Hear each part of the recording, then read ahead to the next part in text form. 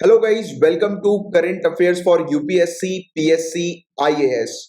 Guys अगर आप UPSC civil services की तैयारी कर रहे हैं या किसी भी स्टेट सिविल सर्विसेज एग्जामिनेशन की तैयारी कर रहे हैं तो बिल्कुल सही जगह पर आप आए हैं। यहां पर सभी सोर्सेस से न्यूज को कवर किया जाता है, जैसे कि the Hindu, Indian Express, Times of India, Live Mint जैसे जो न्यूज़पेपर्स होते हैं उनकी न्यूज को कवर किया जाता है। पीआईबी की रिपोर्ट्स को डिस्कस करते हैं। राज्यसभा टेलीविजन में जो भी इंपॉर्टेंट डिबेट्स डिस्कशन आती हैं उनको लेक्चर के दौरान कवर किया जाता है। Even EPW, down to earth Yojana जैसी जो मैगजीन्स होती हैं उनके आर्टिकल्स को भी कवर करते हैं। तो आप डेली रेगुलर अगर क्लासेस को अटेंड करेंगे, रिलीजियसली क्लासेस को फॉलो करेंगे तो आपको 100% गारंटी सक्सेस मिलेगी और आपका 100% गारंटी सिलेक्शन होगा। और 100% गारंटी सिलेक्शन का बकायदा प्रूफ दिया जाता है। नीचे डिस्क्रिप्शन पर आपको प्रूफ्स मिल जाएंगे, आप चेक कर सकते हैं कि previous year civil services examination में हमने जो टॉपिक्स कवर कराए थे उन्हीं से रिलेटेड क्वेश्चंस बने हैं। तो फटाफट चैनल को सब्सक्राइब कर लीजिए अगर आपने सब्सक्राइब नहीं किया है तो।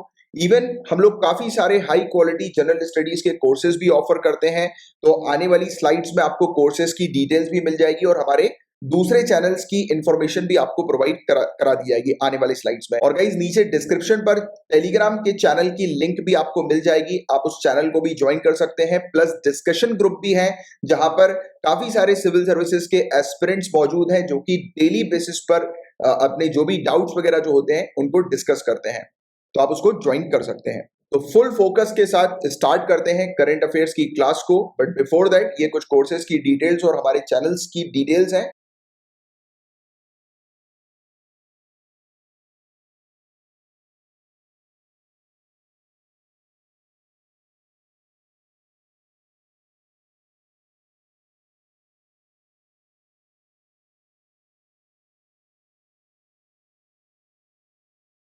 सो गाइज स्टार्ट करते हैं पेपर 1 के पहले टॉपिक से। हम लोग डिस्कस करेंगे दादा साहेब फाल्के पुरस्कार के बारे में, अवार्ड के बारे में हम बात करने वाले हैं। तो रजनीकांत जी को दादा साहेब फाल्के अवार्ड 2019 का अभी प्रस्तुत किया गया है, मिला है इनको अवार्ड। इस अवार्ड से इन्हें सम्मानित किया गया है। इस अवार्ड के बारे में कुछ बेसिक चीज़ें आपको पता होनी चाहिए, जैसे कि दादा साहेब फाल्के अवार्ड जो है वो इंडिया का हाईएस्ट अवार्ड है सिनेमा में। भारत का सिनेमा का सर्वोच्च पुरस्कार के तौर पर ये जाना जाता है। तो क्वेश्चन अगर इस प्रकार से आ जाए कि इंडिया का हाईएस्ट अवार्ड सिनेमा के अंदर कौन सा है, तो दादा साहेब फाल्के आपको याद रखना है। हर साल ये अवार्ड जो है वो दिया जाता है। किसके द्वारा दिया जाता है, तो डायरेक्टरेट ऑफ फिल्म फेस्टिवल के द्वारा दिया जाता है, नेशनल फिल्म अवार्ड सेरेमनी के दौरान। और ये भी क्वेश्चन आ सकता है कि डायरेक्टरेट ऑफ फिल्म फेस्टिवल्स जो है ये क्या है, तो आपको ध्यान में रखना है ये ऑर्गेनाइजेशन है जिसे किस मिनिस्ट्री ने सेटअप किया है। अगर ये आ जाए तो ministry of information and broadcasting, आपको थोड़ा सा ध्यान में रखना है। इस अवार्ड के साथ क्या क्या चीजें मिलती है, तो एक गोल्डन लोटस मिलता है और कैश प्राइज 10 लाख रुपए का दिया जाता है और एक शॉल दी जाती है इस पुरस्कार के साथ। और ये अवार्ड उन व्यक्तियों को दिया जाता है जिन लोगों ने इंडियन सिनेमा की ग्रोथ और डेवलपमेंट में अपना आउटस्टैंडिंग कंट्रीब्यूशन दिया है। और पहली बार ये अवार्ड 1969 में दिया गया था। और किनको मिला था ये पहला अवार्ड, तो देविका रानी जी को, जिन्हें first lady of Indian cinema के नाम से भी जाना जाता है, यानी कि इस पर्टिकुलर टाइटल्स भी इनको मिला हुआ है। First lady of Indian cinema कौन है, तो देविका रानी, आपको ध्यान में रखना है। तो इस टॉपिक से रिलेटेड सिर्फ इतनी इंफॉर्मेशन आपको पता होनी चाहिए। सो गाइस पेपर 1 से रिलेटेड सिर्फ एक ही टॉपिक था, अब हम लोग पेपर 2 के टॉपिक्स को कवर कर रहे हैं। हम लोग बात करेंगे एम प्राइम के बारे में। तो एम प्राइम क्या है, तो इसके बारे में थोड़ी सी चर्चा करते हैं। तो इसको लॉन्च किया गया है अटल इनोवेशन मिशन के द्वारा, Bill and Melinda Gates Foundation और वेंचर सेंटर की पार्टनरशिप के साथ। एम प्राइम, तो इसमें प्राइम का फुल फॉर्म है programme for researchers on innovation, market readiness and entrepreneurship. तो एक ऐसा प्रोग्राम जो कि रिसर्चर्स के लिए है कि रिसर्चर्स इनोवेशन करें, मार्केट रेडीनेस और एंटरप्रेन्योरशिप में इन्वॉल्व हों, राइट। तो ये एक इनिशिएटिव है जिसके थ्रू प्रमोट किया जा रहा है और सपोर्ट किया जा रहा है science based deep tech startups को और वेंचर्स को। जो भी स्टार्टअप्स और वेंचर जो है वो साइंस के आधार पर नई नई टेक्नोलॉजी जो है वो इनोवेट करते हैं, लेकर आते हैं, राइट। तो उनका जो इनोवेशन है जिसकी हमने चर्चा करी, उनका जो इनोवेशन है तो उसको इस प्रकार से तैयार करना है कि वो मार्केट रेडी रहे, या राइट, यानी कि उनके इनोवेटिव प्रोडक्ट जो है वो लोगों तक पहुंचे और लोग उनके प्रोडक्ट्स को परचेज करें। तो मार्केट रेडीनेस प्रोडक्ट जो है ये तैयार करें। और एंटरप्रेन्योरशिप की यहाँ पर बात हो रही है। राइट। तो बेसिकली सपोर्ट करना है रिसर्चर्स को कि रिसर्चर्स नए नए प्रकार के इनोवेटिव प्रोडक्ट जो है साइंस टेक से रिलेटेड जो है वो उसका इनोवेशन करें, और उनके प्रोडक्ट्स की मार्केटिंग जो है वो की जाएगी इस प्रोग्राम के थ्रू, राइट। तो ये वाली चीज हम लोग को देखने को मिल रही है कि रिसर्चर्स के लिए ये एम प्राइम प्रोग्राम है, आपको ध्यान में रखना है, ठीक है। तो ये सिंपल सी चीज है जो थोड़ी सी ध्यान में रखिएगा। एम प्राइम प्रोग्राम से रिलेटेड अगर आ जाता है किस मतलब ये प्रोग्राम किससे एसोसिएटेड है, तो ऑप्शन में आपको डेफिनेटली सिर्फ यही चीज देखने को मिलेगी कि ये प्रमोट और सपोर्ट कर रहा है किनको, रिसर्चर्स को, कि रिसर्चर्स जो है वो इनोवेशन करें, मार्केट रेडीनेस और एंटरप्रेन्योरशिप में इन्वॉल्व रहें, और science based deep tech startups और वेंचर्स को सपोर्ट करने के लिए ये प्रोग्राम है। तो ये सिंपल सी चीज़ है जो आपको ध्यान में रखनी है। अब आगे की बात करें तो देखिए, आपको शायद याद आ रहा होगा कि लास्ट लेक्चर में ही हम लोगों ने यूनिफॉर्म सिविल कोड के बारे में काफ़ी डिटेल में डिस्कस किया हुआ है।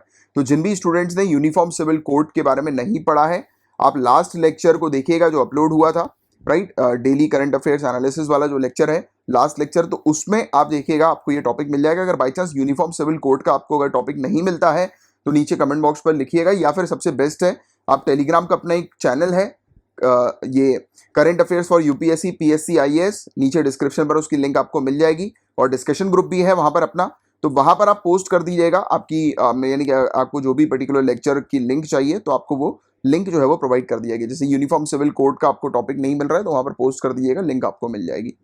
तो देखो, हमने जब डिस्कस किया था यूनिफॉर्म सिविल कोड के बारे में तो हमने ये भी बात करी थी कि इसमें काफ़ी सारे इश्यूज भी हम लोग को देखने को मिलते हैं, तो हमने इसके प्रोज और कॉन्स के बारे में पूरी चीज़ डिटेल में डिस्कस की हुई थी। तो इसी को लेकर एक पिटीशन यहाँ पर है, आपको इसके बारे में इतना ध्यान में नहीं रखना है क्योंकि वो टॉपिक में मैंने आपको करीब 25-30 मिनट का वो टॉपिक था, पूरा डिटेल में मैंने आपको कवर कराया था यूनिफॉर्म सिविल कोड का टॉपिक, तो वो ज़रूर जो है वो एक बार उसको कवर कर लीजिएगा। यहाँ पर मेनली मैं आप लोग को बताऊंगा कि ये एक इंपॉर्टेंट चीज़ है जिसके बारे में आपको पता होना चाहिए कि पर्सनल लॉ का क्या स्टेटस है इंडिया के अंदर। तो क्वेश्चन ये आ सकता है कि पर्सनल लॉ जो है, जैसे कि मैरिज हो गया, डिवोर्स हो गया, इनहेरिटेंस हो गया, प्रॉपर्टी का इनहेरिटेंस करते हैं ना, यानी कि पैतृक संपत्ति जो होती है वो बच्चों में जो है वो बंटती है, तो ये सब जो कानून होते हैं ये किस लिस्ट में आते हैं? आपको पता होगा कि 3 लिस्ट होती हैं, right, union list, state list और कॉन्करेंट लिस्ट। तो आप मुझे नीचे कमेंट बॉक्स पर लिख कर बताइए, ये 3 लिस्ट जो है वो हमारे इंडियन कॉन्स्टिट्यूशन के किस शेड्यूल के अंदर मेंशन्ड है? तो इसका आंसर अभी के भी आप नीचे कमेंट बॉक्स पर लिख कर बताइए। तो ध्यान में ये रखना है आपको कि ये जो पर्सनल लॉज होते हैं ये कॉन्करेंट लिस्ट में होते हैं, यानी कि इन कानून पर या फिर इन कानून के प्रोविजन से रिलेटेड संशोधन करने की या इन पर्टिकुलर सब्जेक्ट से रिलेटेड कानून बनाने की जो पावर्स हैं वो दोनों के पास ही होती हैं, यूनियन गवर्नमेंट और स्टेट गवर्नमेंट दोनों के पास ही होती हैं, राइट। इसके अलावा हिंदू पर्सनल लॉज जो हैं ये हम लोग को देखने को मिलता है कि लार्ज सेक्युलराइज्ड और मॉडर्नाइज्ड जो है ये स्टैट्यूटरी इनैक्टमेंट के थ्रू हम लोग को देखने को मिलते हैं हिंदू मैरिज एक्ट 1955 के थ्रू। तो एक हिंदू मैरिज एक्ट 1955 का जो कि हिंदू लॉज इसके अंदर, इस कानून के अंदर हमें देखने को मिलते हैं। वैसे ही एक शरीयत लॉ 1937 का है जिसमें मुस्लिम पर्सनल लॉ जो है वो हम लोग को देखने को मिलते हैं, राइट, जो ट्रेडिशन तरीके से अभी चले आ रहे हैं। इसके अलावा आर्टिकल 142 से रिलेटेड आपसे क्वेश्चन पूछा जा सकता है, और इवन क्रिश्चियन और ज्यूज जो है उनको भी अलग अलग पर्सनल लॉज के थ्रू गवर्न किया जाता है। अब आर्टिकल 142 के बारे में आपको पता होना चाहिए। तो ये प्रोवाइड कराता है unique power honourable supreme court को कि honourable supreme court complete justice provide कराने के लिए, पूर्णतः न्याय प्रोवाइड कराने के लिए या पूर्ण न्याय प्रोवाइड कराने के लिए आउट ऑफ द बॉक्स जाकर ऑनरेबल सुप्रीम कोर्ट अपना जजमेंट दे सकते हैं। जैसे कि मतलब किसी पर्टिकुलर ग्रुप को या किसी इंडिविजुअल को अगर न्याय देना है, राइट, और उस इंडिविजुअल का जो पर्सनल लॉ है वो अलाउ नहीं कर रहा है, जैसे फॉर एन एग्जांपल अगर हम बात करें ट्रिपल तलाक के इशू की, तो आपको पता होगा ट्रिपल तलाक के कारण हमें देखने को मिलता था कि मुस्लिम महिलाएं जो है उनको बहुत इश्यूज फेस करना पड़ता था, जैसे कि काफ़ी बार डिस्क्रिमिनेशन उनको फेस करना पड़ता था, क्योंकि ये जो ट्रिपल तलाक का जो कानून था वो सिर्फ पावर देता था मुस्लिम धर्म के अंदर मेंस को, राइट, मेल को, यानी कि पुरुषों को, और महिलाओं को पावर नहीं मिलती थी। यानी कि मेल के पास पावर था कि मेल जो है वो अपनी महिला को, यानी कि अपनी वाइफ को 3 बार तलाक बोलकर उसे डिवोर्स दे सकता था, बट महिला के पास इस प्रकार का अधिकार नहीं था, राइट। और कई सारे केसेस ऐसे हमें देखने को मिले कि महिलाओं को डिवोर्स दे दिया गया और उसके बाद महिला के भरण पोषण के लिए, यानी कि उनको जो कंपनसेशन, जो गुजारा भत्ता जो दिया जाता है, तो वो भी नहीं दिया जा रहा था। तो उससे महिला काफ़ी परेशान थी कि महिलाओं को अपने, अगर उनके बच्चे हैं तो उनके बच्चों की भी देखभाल करनी है और उसके लिए उन्हें पैसा चाहिए, और उनके अगर हस्बैंड ने उनको एकदम से छोड़ दिया तो उनके लिए काफ़ी डिफिकल्टी हो जाती है। तो इस प्रकार का एक्सप्लॉइटेशन जो है वो महिलाओं ने सहा था। तो इसके बारे में मैंने आपको काफ़ी डिटेल में भी पढ़ाया हुआ है जब यूनिफॉर्म सिविल कोड के बारे में मैंने आपको डिस्कस करवाया था। तो यही कुछ इश्यूज हैं, कुछ कुछ धर्म के अंदर हमें देखने को मिलता है, रिलीजन के अंदर कई बार ऐसी चीजें होती हैं जिसमें किसी ग्रुप की बात कर लो या किसी इंडिविजुअल की बात कर लो कि उसको एक्सप्लॉइटेशन सहना पड़ता है। तो इस प्रकार का अगर डिस्क्रिमिनेशन कोई इंडिविजुअल सह रहा है और ये डिस्क्रिमिनेशन अगर उसके धर्म का या फिर उससे रिलेटेड जो पर्सनल लॉ है वो अगर अलाउ कर रहा है, तो ऑनरेबल सुप्रीम कोर्ट क्या कर सकती है, कंप्लीट जस्टिस प्रोवाइड कराने के लिए, पूर्ण न्याय प्रोवाइड कराने के लिए honourable supreme court out of the box जाकर, यानी कि पर्सनल लॉ के ऊपर जाकर जजमेंट देती है उस पर्टिकुलर इंडिविजुअल के फेवर में जो डिस्क्रिमिनेशन सह रहे हैं, राइट, या एक्सप्लॉइटेशन सह रहे हैं, जिनके साथ डिस्क्रिमिनेशन हो रहा है। समझो आप इस बात को। तो ये आर्टिकल 142 कहता है। तो इसके तहत उच्चतम न्यायालय को पक्षकारों के मध्य पूर्ण न्याय करने की अद्वितीय शक्ति प्रदान की गई है, अर्थात जब कभी स्थापित नियमों एवं कानूनों के तहत कोई समाधान नहीं निकल पाता है तो ऐसे में अदालत मामले से संबंधित तथ्यों के मुताबिक विवाद पर अंतिम फैसला सुना सकती है। मतलब कि अगर पर्सनल लॉ से रिलेटेड अगर कोई इशू हो रहा है, कोई डिस्प्यूट हो रहा है पार्टीज के बीच में, तो आउट ऑफ द बॉक्स जाकर कंप्लीट न्याय, कंप्लीट जस्टिस प्रोवाइड कराने की जो पावर ऑनरेबल सुप्रीम कोर्ट के पास है वो आर्टिकल 142 से ऑनरेबल सुप्रीम कोर्ट को ये पावर मिलती है। तो प्रीलिम्स तो मेंस पॉइंट ऑफ व्यू से तो आपको समझ में आ गया कि जो चीज आप लोग को ध्यान में रखती है, राइट, जो क्लियरिटी आपको ध्यान में रखनी है। बट प्रीलिम्स के लिए आपसे 142 आर्टिकल के बारे में पूछा जाएगा। आपसे सिंपली ये चीज पूछी जाएगी कि आर्टिकल, या फिर ऐसा पूछा जा सकता है कि कौन सा आर्टिकल है जो कि ऑनरेबल सुप्रीम कोर्ट को पावर देता है कंप्लीट जस्टिस प्रोवाइड कराने की। तो यहाँ पर कंप्लीट जस्टिस पर आपको ध्यान में रखना है, पूर्ण न्याय की बात आपको ध्यान में रखनी है। तो ये है आर्टिकल 142। ठीक है, क्लियर है आपको यहाँ तक बातें? तो ये चीज ध्यान में रखना। अब इसके अलावा एलिमनी, गुजारा भत्ता, इसके बारे में हम लोग को थोड़ी सी चीज समझनी है, ध्यान में रखनी है। तो इसके नाम से समझ आ रहा है गुजारा भत्ता, मतलब कि अभी हम लोग बात कर रहे हैं पर्सनल लॉस की, और हमने अभी एक इशू के बारे में भी डिस्कस किया कि जब महिलाएं जो है, जैसे ट्रिपल तलाक के इशू के बारे में हमने डिस्कस किया था कि जब महिलाओं को डिवोर्स दे दिया जाता है हस्बैंड्स के द्वारा, तब हम देखते हैं कि महिला बिल्कुल अकेली रहती है, उनके पास कोई भी सोर्स ऑफ इनकम नहीं रहती है, राइट। तो उनको फिर अपनी खुद की भी देखभाल करनी है, अपने बच्चों की भी देखभाल करनी है, और उसके लिए चाहिए रहता है कुछ मॉनेटरी असिस्टेंस, जो कि महिलाओं को नहीं मिल पाता है डिवोर्स के समय पर, राइट। तो एक हमें सेक्शन देखने को मिलता है, section 125 code of criminal procedure का 1973 का। तो ये सेक्शन 125 ध्यान में रखना आप।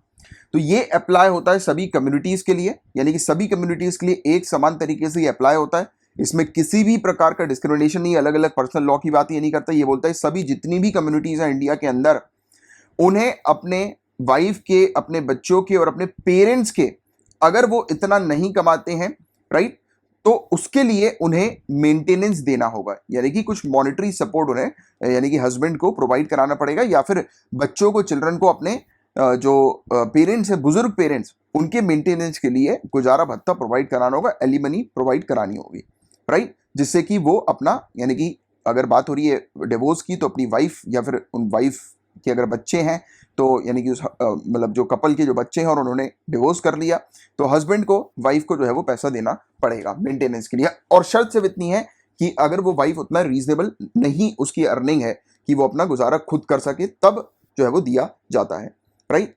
और या फिर उनको कोई भी फिजिकल या मेंटल इनकैपेसिटी है, यानी कि कोई भी इशू है फिजिकली या मेंटली, जिसके कारण से वो अपनी देखभाल खुद से नहीं कर सकती, या फिर उनके पेरेंट्स अपनी देखभाल खुद से नहीं कर सकते, तो इसके लिए सेक्शन 125 सभी कम्युनिटीज को ये चीज कहता है।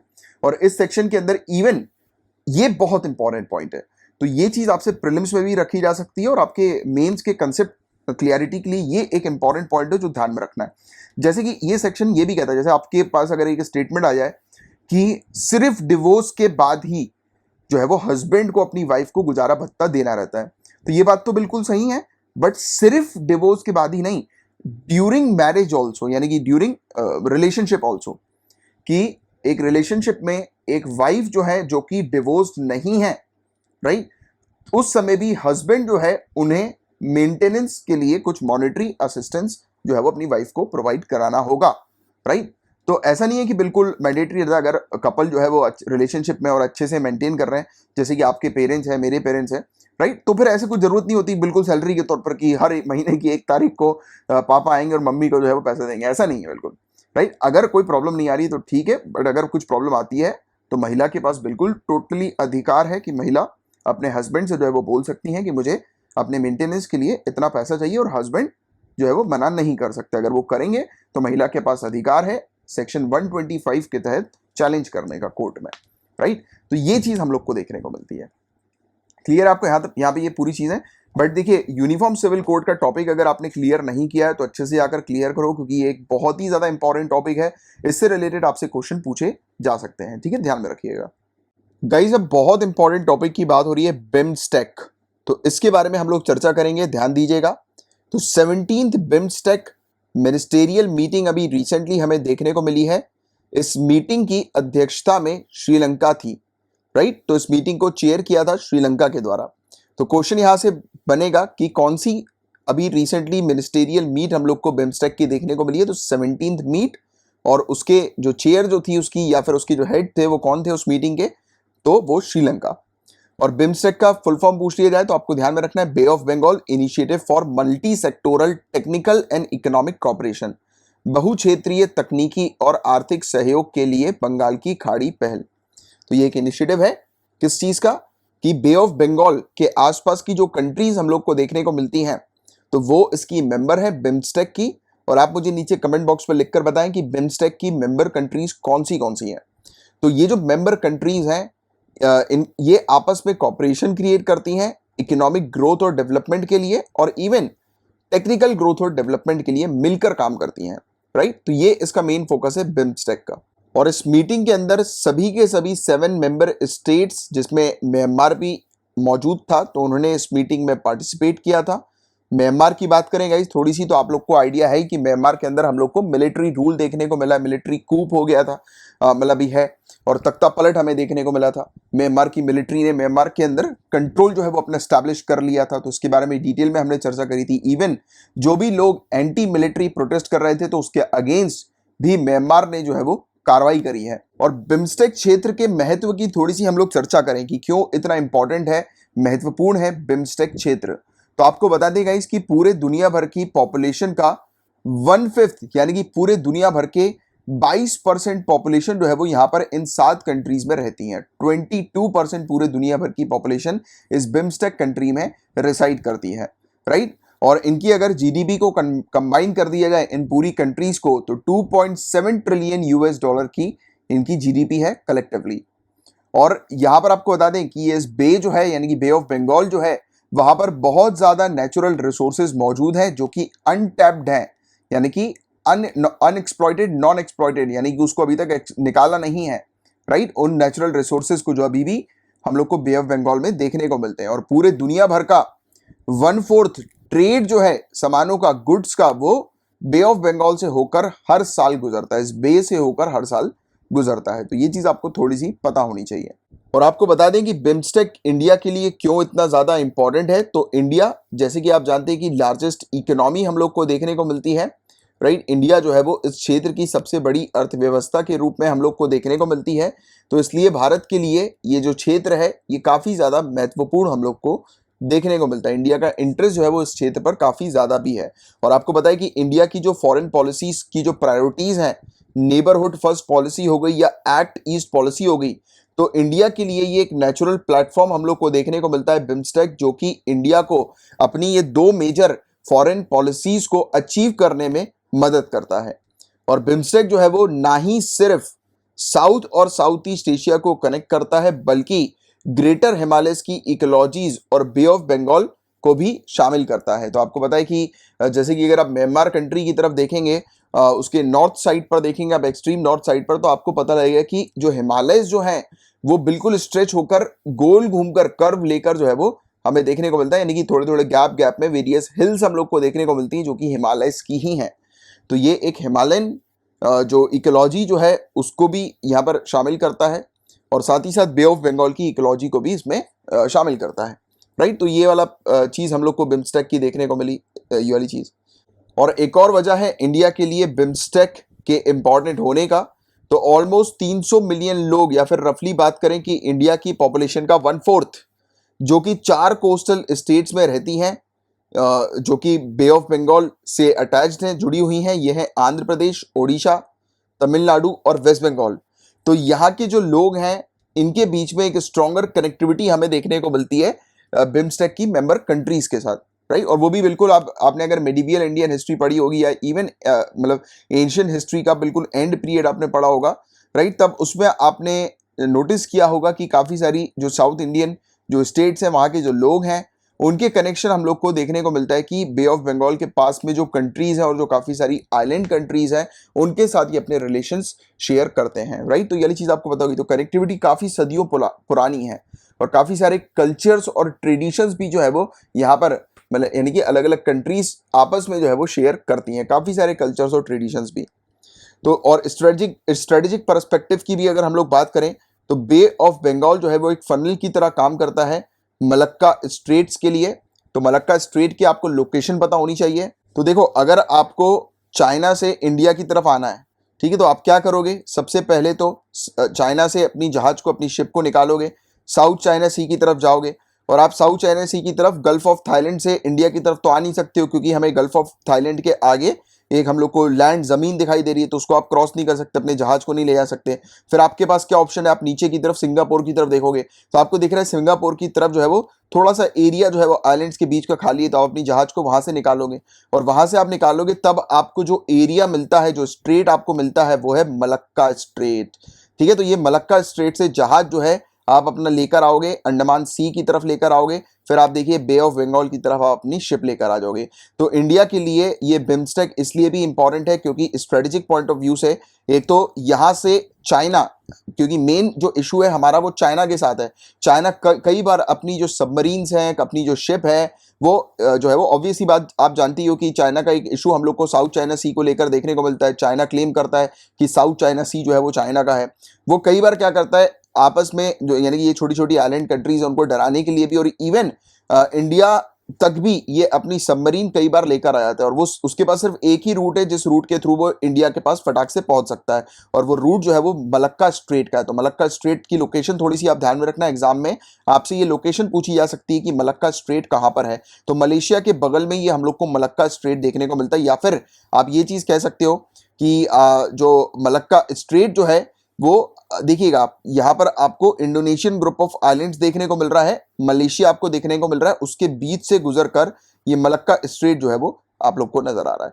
इसी के नीचे की भी थोड़ी सी लोकेशन ध्यान में रखना, जावा सी। कई बार क्या होता है ऐसे भी क्वेश्चन बन जाते हैं कि इसको आप अरेंज करो नॉर्थ टू साउथ में, ईस्ट टू वेस्ट में, तो गल्फ ऑफ थाईलैंड कहाँ पर है, अंडमान सी कहाँ पर है, मलक्का स्ट्रेट कहाँ पर है, साउथ चाइना सी कहाँ पर है। तो ये सब चीजें जो है वो आप लोग को थोड़ी सी पता होनी चाहिए। जो चाइना जो है वो इंडियन ओशियन की तरफ जो है वो आगे की तरफ बढ़ता है तो उसको हम लोग ट्रैक कर सकते हैं इस मलक्का स्ट्रेट के थ्रू, यानी कि मलक्का स्ट्रेट से हम लोग को जानकारी बेहतर तरीके से मिल सकती है, राइट, कि चाइना जो है उसकी एक्टिविटी इस एरिया पे, हमारे वाले एरिया पर किस प्रकार से हो रही है, किस प्रकार, क्योंकि आप जानते हैं कि चाइना की, जैसे ये मेंशन भी है थ्योरी में भी, कि चाइना अपनी सबमरीन के मूवमेंट को बढ़ाता है, अपनी शिप को जो है वो इंडियन ओशियन पर लेकर आता है बिना किसी नोटिस के, राइट। तो इससे ये चीज फायदा मिलेगी कि हम लोग को, अगर हम बिम्स्टेक कंट्रीज के साथ अपने एंगेजमेंट को बढ़ाएंगे तो बिम्स्टेक कंट्री जो है वो हम लोग को इंफॉर्मेशन प्रोवाइड कराएगी even about China's movement also, ठीक है। तो ये सब चीजें आप लोग को इसकी पता होनी चाहिए। पुलिस रिफॉर्म्स की बात हो रही है, पुलिस सुधारों की बात हो रही है। पुलिस सुधारों पर जो सर्वोच्च न्यायालय है, हमारी ऑनरेबल सुप्रीम कोर्ट है, उनके द्वारा 2006 में जो फैसला दिया गया था उसकी हम लोग अभी बात करने जा रहे हैं। तो ऑनरेबल सुप्रीम कोर्ट ने जो फैसला सुनाया था वो Prakash Singh versus union of India का केस था 2006 का, जिसमें ऑनरेबल सुप्रीम कोर्ट ने जो फैसला सुनाया था जो कि पुलिस रिफॉर्म से रिलेटेड था, पुलिस सुधार से रिलेटेड था। और इस फैसले को बार बार ऑनरेबल सुप्रीम कोर्ट दोहराती है जब भी पुलिस से रिलेटेड कोई इशू आता है, यानी कि जब भी पुलिस के सुधारों की बात की जाती है कि पुलिस में सुधार किया जाना चाहिए, तो ऑनरेबल सुप्रीम कोर्ट इसको एक मंत्र की तरह लेती है और उसको समय समय पर दोहराती है, राइट। बट आपको सच्चाई बताएं तो ये जो फैसला था जिसमें जो डायरेक्शन ऑनरेबल सुप्रीम कोर्ट ने दिए थे कि किस प्रकार से पुलिस रिफॉर्म्स होनी चाहिए, पुलिस में सुधार लाने चाहिए, तो वो किसी भी स्टेट ने पूरी तरह से उसको इम्प्लीमेंट नहीं किया। तो उसी पर ही आगे चल के अभी हम लोग चर्चा करने जा रहे हैं। तो पूरा मुद्दा क्या है ये चीज आप समझो। तो अभी हम लोग को देखने को मिल रहा है कि काफी सारे जो आईपीएस ऑफिसर्स हैं महाराष्ट्र के अंदर, उनके ऊपर लॉबिंग के आरोप लगाए गए हैं। लॉबिंग का आरोप का मतलब सीधे सीधे सिंपल तरीके का ये होता है कि आसान भाषा में मैं अगर आपको समझाऊं तो जैसे पॉलिटिशियंस होते हैं, तो पॉलिटिशियंस के साथ जो है वो पुलिस ने सेटिंग कर ली ट्रांसफर को लेकर या किसी भी चीज को लेकर, राइट। तो पुलिस जो है वो जब इस प्रकार की सेटिंग करते हैं डायरेक्टली मंत्री के साथ, राइट, पॉलिटिकल अथॉरिटीज के साथ, कि पुलिस के ट्रांसफर से रिलेटेड हो या किसी दूसरे पुलिस वाले को जो है वो हटाना हो उसके पद से या दूसरी जगह उसको, या फिर लाइन अटैच करवा देनी हो आपको। लाइन अटैच का मतलब शायद काफी सारे जो स्टूडेंट्स होंगे आप लोग, तो आपके परिवार में कोई पुलिस से होंगे तो लाइन अटैच का मतलब आप मतलब जानते होंगे कि क्या होता है, कि जब भी पुलिस वाले को ऑन फील्ड से हटाकर ऑफिस पे जो है वो ट्रांसफर कर दिया जाता है। जैसे हेडक्वार्टर्स वगैरह होते हैं, पुलिस हेडक्वार्टर्स, जहाँ पर जो है वो हेडक्वार्टर के अंदर जो है वो फील्ड वाला काम नहीं होता, इन्वेस्टिगेशन करने वाला काम नहीं होता, राइट। तो हेडक्वार्टर्स में वो जो है वो तैनात रहते हैं। तो वो जो चीज हम लोग को देखने को मिलती है उसको लाइन अटैच कहते हैं। तो कई बार पुलिस वाले क्या करते हैं कि उनके साथ वाले अगर कलीग्स हैं, अगर जैसे उनको कोई किसी घोटाले में इन्वॉल्व होना है या फिर कुछ भी उनको ऐसा करना है, राइट, और कोई एक पुलिस वाला उनको या फिर उनकी टीम का सदस्य उनको करने नहीं दे रहा, तो उस सदस्य को ये ऊपर पॉलिटिशियन से बातचीत करके उसको उसकी लाइन अटैच करवा देते हैं या उसको ट्रांसफर करा देते हैं। तो ऐसी हरकतें कई बार हमें देखने को मिली, राइट। पावर ब्रोकर्स जैसी हरकतें जिसमें पोस्टिंग के ऊपर डिसाइड किया जाता है, और सरकार जो है वो काफी मतलब ये सब चीजें हमें देखने को जब मिलती हैं तब ऐसा लगता है कि रिफॉर्म जो है वो काफी कम हुआ है पुलिस में, कि पुलिस जो है वो इस प्रकार की पुलिस के अंदर सेटिंग्स वगैरह हम लोग को देखने को मिल रही थी। ये पूरा मामला था। बट मेनली आपको ऑनरेबल सुप्रीम कोर्ट के प्रकाश सिंह जजमेंट के बारे में थोड़ा सा पता होना चाहिए कि प्रकाश सिंह का जो केस था पुलिस रिफॉर्म को लेकर, पुलिस सुधार को लेकर, तो वो क्या था ऑनरेबल सुप्रीम कोर्ट में, ये चीज आपको पता होनी चाहिए। तो प्रकाश सिंह जी जो कि एक डीजीपी थे, राइट, यूपी पुलिस के अंदर और असम पुलिस में, राइट, डीजीपी की पोस्ट पे थे ये, और भी काफी सारी पोस्ट पे थे ये। इन्होंने पीआईएल एक पिटीशन जो है वो ऑनरेबल सुप्रीम कोर्ट के पास फाइल करी थी, राइट, अपने रिटायरमेंट के बाद 1996 में, और पुलिस रिफॉर्म की इन्होंने डिमांड करी थी कि पुलिस में सुधार लाया जाना चाहिए। फिर ऑनरेबल सुप्रीम कोर्ट ने इस पर अपना फैसला सुनाया था 2006 में, राइट, जिसमें ऑनरेबल सुप्रीम कोर्ट ने डायरेक्शन दिए थे सभी राज्यों को और सभी यूनियन टेरिटरी को कि पुलिस सुधार किस प्रकार से लाए जाए। तो क्या क्या सजेशन दिए थे ऑनरेबल सुप्रीम कोर्ट ने पुलिस में सुधार लाने के लिए, तो ये चीज आपको बहुत अच्छे से पता होनी चाहिए। मेंस में जब आपका पुलिस रिफॉर्म से रिलेटेड क्वेश्चन आएगा तो आप इस चीज को जरूर मेंशन करिएगा, इस केस को 2006 के इस केस को मेंशन करिएगा, और ये पॉइंट्स को मेंशन करिएगा कि क्या क्या ऑनरेबल सुप्रीम कोर्ट ने सुधार की बात करी। तो आप जानते हैं एक एक करके ऑनरेबल सुप्रीम कोर्ट ने क्या चीज कही कि किस प्रकार से पुलिस के अंदर सुधार लाने चाहिए। तो देखिए, फिक्सिंग द टेन्योर, पुलिस का टेन्योर, स्पेशली डीजीपी का, इनका टेन्योर फिक्स करवाना है और इनको किस प्रकार से सिलेक्ट करना है वो चीज बिल्कुल फिक्स होनी चाहिए, जिससे कि ऑफिसर जो है वो एकदम से मतलब यानी कि उसके कुछ ही पर्टिकुलर महीने की उसकी पोस्टिंग के बाद एकदम से उसे शिफ्ट ना होना पड़े, उसका ट्रांसफर ना किया जा सके एकदम से, राइट, कि वो एटलीस्ट कुछ समय तक, मिनिमम टाइम तक जो है वो एटलीस्ट टिका रहे। ये इंश्योर करना है कि कोई भी पॉलिटिकल इंटरफेरेंस ना हो, इसलिए मिनिमम टेन्योर जो है वो इंस्पेक्टर जनरल ऑफ पुलिस के लिए भी प्रोवाइड किया जाना चाहिए, जिससे कि उसको मिड टर्म में ही छोड़कर ना जाना पड़े।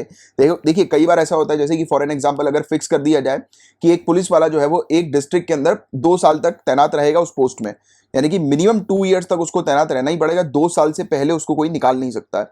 अगर इस प्रकार की चीज आ जाएगी तो क्या चीज रहेगी कि उन 2 सालों में अगर कोई भी वो किसी भी गंभीर मामले से को अगर डील कर रहे हो तो उस दौरान कोई भी जो पॉलिटिशियन है वो हस्तक्षेप नहीं कर सकता। जैसे होता है ना, कई बार एक गंभीर मामले की इन्वेस्टिगेशन चल रही होती है, कई बार पॉलिटिशियन क्या करते हैं, वो इन्वेस्टिगेशन को वीक कर देते हैं, अपने अथॉरिटी को, अपने ऑफिसर को जो है वहां पर तैनात कर देते हैं, जिससे कि जो जैसा भी केस वो चाहे वो पॉलिटिशियन फिर कर सकते हैं, राइट। केस में जो भी मोड़ देना चाहें या जो भी घोटाला करना चाहें वो आराम से हो जाएगा, क्योंकि उनका बंदा रहेगा।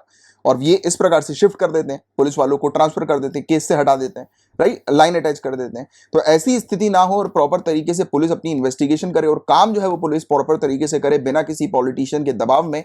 तो ये सजेशन दिया था ऑनरेबल सुप्रीम कोर्ट ने। समझ पा रहे हो आप बातों को? आगे की बात करते हैं। कहा कि जो ऑफिसर्स की जो पोस्टिंग होनी चाहिए वो पुलिस एस्टैब्लिशमेंट बोर्ड के थ्रू ही होनी चाहिए, राइट, जिसमें पुलिस ऑफिसर्स होंगे, सीनियर ब्यूरोक्रेट्स होंगे, राइट, और इनके पास पावर होगी पोस्टिंग की और ट्रांसफर की। तो और रोका जा सके कि पॉलिटिकल लीडर जो है वो किसी प्रकार से इन्वॉल्व ना हो, राइट, कि पुलिस की ट्रांसफर पे, यानी कि पुलिस का जब ट्रांसफर होगा तो उसमें पॉलिटिशियन इन्वॉल्व ना हो। तो इस चीज को रोकने के लिए फैसला सुनाया गया कि पुलिस एस्टैब्लिशमेंट बोर्ड होना चाहिए, जो कि बोर्ड डिसाइड करेगा कि किस पुलिस वाले को कहां पर तैनात करना है या कहां पर ट्रांसफर करना है उनका, राइट। तो ये चीज है। और सेटअप किया जाना चाहिए स्टेट पुलिस कंप्लेंट्स अथॉरिटी, ये प्लेटफॉर्म दिया जाएगा कॉमन पीपल को। जैसे कि कई बार आपको पता है गाइस कि पुलिस वाले जो है वो सही तरीके से सिटीजन्स के साथ जो है वो कॉमन पीपल के साथ जो है वो बातचीत नहीं करते, या फिर इवन उनको जलील कर देते हैं कई बार, या फिर उनकी सुनते नहीं है काफी सारे पुलिस वाले। तो एक ऐसी अथॉरिटी होनी चाहिए, कंप्लेंट अथॉरिटी, जो कि पुलिस के अगेंस्ट कंप्लेन से डील करे। जैसे कि अगर किसी आम नागरिक कॉमन पर्सन है, अगर पुलिस उसकी सहायता नहीं कर रही है, कई बार ऐसा होता है, बहुत बहुत बार होता है, मैंने पर्सनली भी इस चीज को एक्सपीरियंस किया हुआ है कि पुलिस जो है वो सुनती नहीं है, राइट। अब वहां पर बात करो, पुलिस नहीं सुनेगी, वो भगा देगी उल्टा, और उल्टा अपशब्द जो है वो बोल देगी। तो ऐसी चीजें होती हैं। तो इनके अगेंस्ट, यानी कि ऐसे पुलिस वालों के अगेंस्ट जाने के लिए एक अथॉरिटी होनी चाहिए, राइट, जिसके बारे में कॉमन पीपल्स को पता होना चाहिए कि हाँ वो वहां पर जाएं और वहां पर जाकर कंप्लेन कर सकें, राइट, पुलिस के अगेंस्ट। तो ये चीज है। इसके अलावा सेपरेट इन्वेस्टिगेशन और लॉ एंड ऑर्डर फंक्शन जो है वो इस प्रकार का ऐसा होना चाहिए जिससे कि पुलिसिंग को इंप्रूव किया जा सके, राइट। इसके अलावा स्टेट सिक्योरिटी कमीशन को सेटअप करना चाहिए जिसमें सिविल सोसाइटी के मेंबर्स होने चाहिए, राइट। इसके अलावा नेशनल सिक्योरिटी कमीशन भी सेटअप करना है। तो ये सब कुछ सजेशन जो है वो ऑनरेबल सुप्रीम कोर्ट ने दिया है। तो इन सजेशन को क्या इंप्लीमेंट किया स्टेट्स ने, तो आपको बता देगा इसकी 2006 में ऑनरेबल सुप्रीम कोर्ट ने ये सब अपने जजमेंट के दौरान ये सब इंस्ट्रक्शंस दिए हुए थे, डायरेक्शंस दिए हुए थे स्टेट्स को कि किस प्रकार से स्टेट्स को पुलिस सुधार करना चाहिए, यानी कि कानून पुलिस सुधार से रिलेटेड बनाने चाहिए। बट आपको बता दें कि किसी भी स्टेट ने पूरी तरह से जो डायरेक्शंस ऑनरेबल सुप्रीम कोर्ट के द्वारा दिए गए थे उसको कंप्लाई नहीं किया, मतलब कि उनको फॉलो नहीं करवाया, इंप्लीमेंट नहीं किया। और 18 स्टेट ने पास भी किया है और अमेंड भी किया है उनके पुलिस एक्ट्स को इस समय पर, बट किसी ने भी पूरी तरह से हमें देखने को मिल रहा है कि जो डायरेक्शंस दिए थे उसको फॉलो नहीं किया। तो ये चीज है गाइस जिसके बारे में आपको एक अच्छी जानकारी होनी चाहिए। बहुत इंपॉर्टेंट टॉपिक है पुलिस रिफॉर्म का। इससे रिलेटेड क्वेश्चन अक्सर मेंस में जो है वो देखने को मिलते ही हैं, और प्रीलिम्स में भी अगर आप आए ये क्वेश्चन आ जाए स्टेट सिविल सर्विसेज के अंदर, तो आपको थोड़ा सा ये केस के बारे में पता होना चाहिए। प्रकाश सिंह केस के बारे में, Prakash Singh versus union of India का केस 2006 का था ये। गाइस अब बताया जा रहा है कि हरियाणा की लेजिस्लेटिव असेंबली के अंदर नियमों को चेंज किया गया है, कुछ नए नियम लाए हैं, तो इसी पर ही हम लोग चर्चा करेंगे। तो अमेंडमेंट किया है हरियाणा ने काफी सारे प्रोविजंस को अपने rules of procedure and conduct of business in legislative assembly of the state के, राइट। तो जो विधानसभा की प्रक्रिया तथा कार्य संचालन नियम जो हम लोग को हरियाणा के देखने को मिलते हैं, तो उसको चेंज किया गया है। काफी सारे उसके अंदर आने वाले प्रोविजंस को चेंज किया गया और काफी नए प्रोविजंस भी जो है वो उसमें ऐड किए हैं। तो इसी पर ही हम लोग थोड़ी सी चर्चा करेंगे। तो क्या नए रूल्स हैं अमेंडेड प्रोविजन के अंदर और इनकी क्या आवश्यकता है, तो इस पर हम थोड़ी सी चर्चा करते हैं। तो बताया जा रहा है कि जब भी विधानसभा की बैठक होगी, लेजिस्लेटिव असेंबली की जब भी बैठक होगी, तब उस समय एटलीस्ट 2 मिनिस्टर्स को वहां पर मौजूद होना जरूरी है, राइट, जो कि आज की डेट में मेंटेन नहीं किया गया था। कई बार ऐसा देखने को मिला कि जब भी कॉलिंग अटेंशन मोशन या फिर दूसरा कोई बिजनेस जो हाउस का था, जो पब्लिक इंपॉर्टेंट का जो कोई जो डिस्कशन था, राइट, यानी कि मैटर ऑफ पब्लिक इंपॉर्टेंस जो होता है ना, यानी कि जो बहुत ही इंपॉर्टेंट मैटर जिसका डिस्कशन होता है हाउस के अंदर, तो वो जब डिस्कशन हो रहा था तो उस दौरान मिनिस्टर्स थे ही नहीं वहां पर, राइट। तो ये एक इशू था। तो इसलिए कहा गया कि जब भी हाउस की बैठक होगी तब बहुत ही ज्यादा इंपॉर्टेंट होगा, बहुत ही ज्यादा जरूरी और मैंडेटरी होगा कि वहां पर एटलीस्ट 2 मिनिस्टर्स मौजूद रहें, राइट। और ये भी कहा गया, जैसा आपने कई बार देखा होगा कि हाउस के अंदर जो मेंबर्स वगैरह जो होते हैं, जब वो अपना प्रोटेस्ट जो है वो करते हैं, जब मतलब जैसे किसी चीज को लेकर गुस्सा हो जाते हैं वो, तो वहां के डॉक्यूमेंट फाड़ने फूड़ने लगते हैं। आपने देखा होगा कई बार ऐसी घटनाएं होती रहती हैं असेंबली के अंदर कि जैसे अपोजिशन से अगर रूलिंग पार्टी अगर कुछ गुस्सा है, या कई बार मैक्सिमम केसेस में तो हमें यही देखने को मिलता है कि अपोजिशन पार्टी क्या करती है, रूलिंग पार्टी के डिसीजन को सपोर्ट नहीं करती है, और उस दौरान जो है वो डॉक्यूमेंट्स वगैरह फाड़कर हवा में उछालने लगते हैं, तो पर्चे फाड़कर हवा में जो उछाले जाते हैं। तो कहा जा रहा है कि मेंबर जो है वो अब से किसी प्रकार के डॉक्यूमेंट जो है वो प्रोटेस्ट के नाम पर फाड़कर जो है वो असेंबली में नहीं फेंकेंगे, राइट। तो ये चीज हम लोग को देखने को मिल रही है और कई बार ऐसी चीजें हुई हैं, राइट, कि अपोजिशन जो है उसने काफी सारे डॉक्यूमेंट्स की कॉपीज जो है अपने प्रोटेस्ट को दिखाते हुए, राइट, फाड़ दी थी, राइट, विरोध के प्रतीक में, यानी कि प्रोटेस्ट को मार्क करते हुए काफी सारे डॉक्यूमेंट्स इन्होंने फाड़ दिए थे। इसके अलावा विधानसभा अध्यक्ष द्वारा किसी अनुपूरक प्रश्न यानी कि सप्लीमेंट्री क्वेश्चन को नियम विरुद्ध घोषित कर दिया जाएगा, यानी कि उसको नल एंड वॉइड जो है वो डिक्लेयर कर दिया जाएगा, या फिर उसको जो है वो हटा दिया जाएगा, राइट, पूछने से। अगर स्पीकर को लगता है कि कोई प्रश्न मुख्य प्रश्न यानी कि जो मेन क्वेश्चन जो पूछा जा रहा है या इसके जो उत्तर जो दिए जा रहे हैं वो उससे संबंधी नहीं है, राइट, तो ऐसे सप्लीमेंट्री क्वेश्चन को जो है वो हटा सकते हैं, राइट। तो ये चीज यहाँ पर बताया जा रहा है। और कोई भी प्रश्न जानकारी मांगने की बजाय जानकारी प्रदान करता है, या कोई प्रश्न किसी राय की पुष्टि या खंडन करने की मांग करता है, या कोई प्रश्न सवालों के संबंध में किसी भी नियम का उल्लंघन करता है, तो ऐसे प्रश्न को जो है वो नल एंड वॉइड डिक्लेयर करते हुए उसको नियम विरुद्ध घोषित कर दिया जाएगा, यानी कि पूछने नहीं दिया जाएगा इस प्रकार के सप्लीमेंट्री क्वेश्चंस। और विधानसभा अध्यक्ष जो हम लोग को, स्पीकर जो हम लोग को देखने को मिलते हैं, उनके द्वारा किसी भी प्रश्न पर 2 से अधिक अनुपूरक प्रश्न पूछे जाने की अनुमति नहीं दी जाएगी, यानी कि सप्लीमेंट्री क्वेश्चंस अगर पूछना है तो मैक्सिमम 2 क्वेश्चंस पूछे जा सकता है सप्लीमेंट्री क्वेश्चंस के तौर पर। इसके अलावा नेता प्रतिपक्ष की नई परिभाषा हम लोग को देखने को मिल रही है। लीडर ऑफ अपोजिशन की नई डेफिनेशन जो है वो लाई गई है। नेता प्रतिपक्ष या फिर इसे विपक्ष के नेता कहा जाता है। तो विधानसभा में सत्ताधारी दल जो होता है, यानी कि जिसकी गवर्नमेंट होती है, सरकार जो होती है विधानसभा के अंदर, या गठबंधन जिनका होता है, जैसे आपको पता होगा कोलिशन होता है कई बार, जो पॉलिटिकल पार्टी जो होती है जब वो मतलब एक सिंगल पार्टी जो है वो मेजोरिटी हासिल नहीं कर पाती है तो फिर वो गठबंधन बना लेते हैं, कोलिशन वो बना लेते हैं, तो गठबंधन की सरकार हमें देखने को मिलती है। तो ये जो रूलिंग पार्टी जो होती है, इनके अलावा जो भी पर्टिकुलर पॉलिटिकल पार्टी जो हम लोग को लेजिस्लेटिव असेंबली में देखने को मिलती है, जिसके सबसे ज्यादा सदस्य होते हैं, राइट, जिनका जो नंबर जो होता है वो कोरम जो हाउस है उसके बराबर होता है। क्वेश्चन यहां से भी आपसे पूछा जा सकता है कि हाउस का कोरम जो है वो किसे कहते हैं, तो याद रखिएगा 10% हाउस की जो स्ट्रेंथ है, टोटल स्ट्रेंथ, उसका 10% कोरम कहलाता है। तो जो भी पॉलिटिकल पार्टी हाउस का कोरम की स्ट्रेंथ रखती है, राइट, एटलीस्ट हाउस के कोरम की मिनिमम स्ट्रेंथ रखती है, तो उसे जो है वो स्पीकर रिकॉग्नाइज कर सकते हैं as a leader of opposition के तौर पर। तो लीडर ऑफ अपोजिशन को किसके द्वारा रिकॉग्नाइज किया जाता है, तो स्पीकर के द्वारा। ये भी आप ध्यान में रखना, ये भी आपसे पूछा जा सकता है।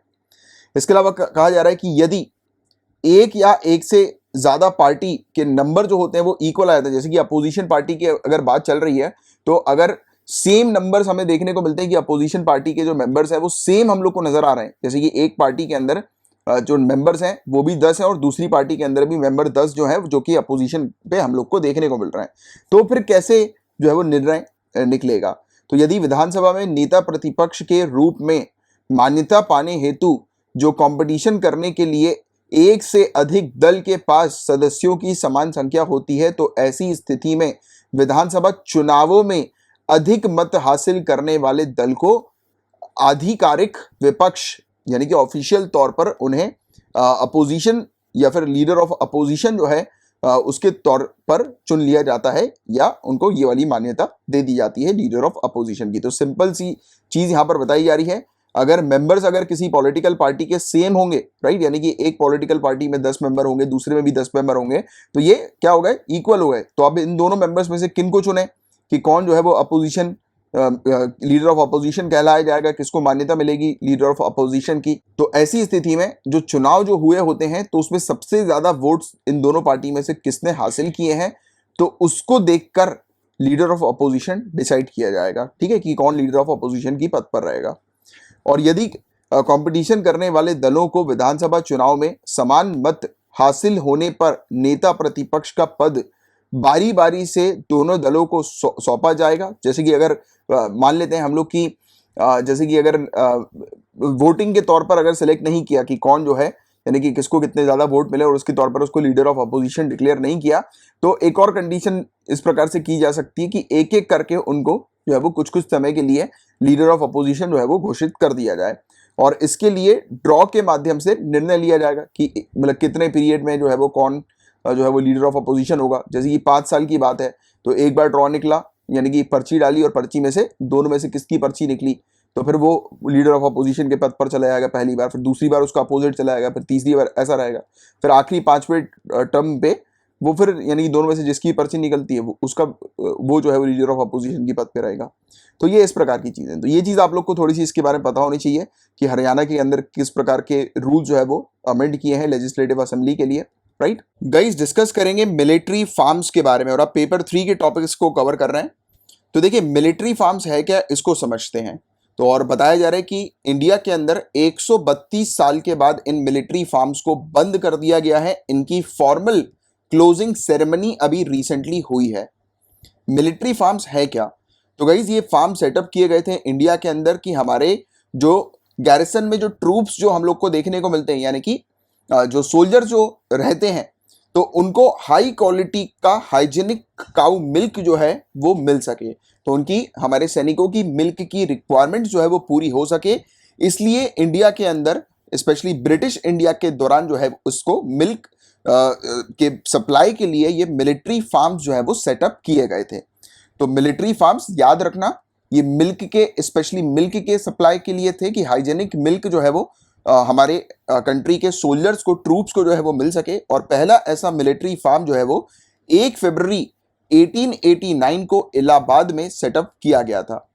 फिर इंडिया की इंडिपेंडेंस के बाद 30,000 से ज़्यादा कैटल्स जो हैं इन 130 से ज़्यादा फार्म्स में हमारे पूरे इंडिया के अंदर जो है वो मौजूद थे, जो कि हमारे कंट्री के सैनिकों की जो हाई क्वालिटी मिल्क की रिक्वायरमेंट्स जो है वो फुलफिल कर सकें। इवन ऐसे जो मिलिट्री फार्म्स हैं वो लेह और कारगिल तक में लेट 1990s के समय पर इस्टेब्लिश कर दिए गए थे और 100 साल से ज़्यादा हो चुके हैं इन फार्म्स को। और इन फार्म्स ने 3.5 करोड़ लीटर मिल्क का अभी तक सप्लाई किया है और 25,000 टन हे का सप्लाई किया है हर साल। हे यानी कि घास की आपूर्ति की जा रही थी हर साल 25,000 टन की और 3.5 करोड़ लीटर मिल्क की, राइट। और इनका सजेशन जो था इनको बंद करने का सैन्य फार्मों को, मिलिट्री फार्मों को, तो 2012 में हमने देखा कि क्वार्टर मास्टर जनरल ब्रांच इन्होंने रिकमेंड किया था इनके क्लोजर को, और अब ये ऑफिशियली जो है वो क्लोज हो चुके हैं। तो ये सिंपल सी फैक्ट है जो मिलिट्री फार्म से रिलेटेड आपको ध्यान में रखने हैं। अब बात कर रहे हैं फूड सेक्टर इंसेंटिव्स के बारे में। काफ़ी इंपॉर्टेंट टॉपिक है फूड प्रोसेसिंग का, फूड प्रोसेसिंग इंडस्ट्री का। और फूड प्रोसेसिंग इंडस्ट्री के प्रमोशन के लिए इस साल के बजट में भी बात की गई थी। आप लोग को मैंने पढ़ाया भी था और मैंने बताया भी था आप लोग को कि फूड प्रोसेसिंग के बारे में जो है वो अच्छे से आपको मेंस की तैयारी भी करके रखनी है और प्रीलिम्स में भी फूड प्रोसेसिंग से रिलेटेड आपसे चीज़ें पूछी जा सकती है, क्योंकि सरकार फूड प्रोसेसिंग इंडस्ट्री के ऊपर, फूड प्रोसेसिंग सेक्टर के ऊपर बहुत ज़्यादा कार्य कर रही है। तो वही चीज़ यहाँ पर बताई जा रही है कि यूनियन कैबिनेट ने अप्रूवल दे दिया है प्रोडक्शन लिंक्ड इंसेंटिव स्कीम का फूड प्रोसेसिंग इंडस्ट्री के लिए। तो प्रोडक्शन लिंक्ड इंसेंटिव स्कीम के बारे में कई बार हम लोग डिस्कस कर चुके हैं।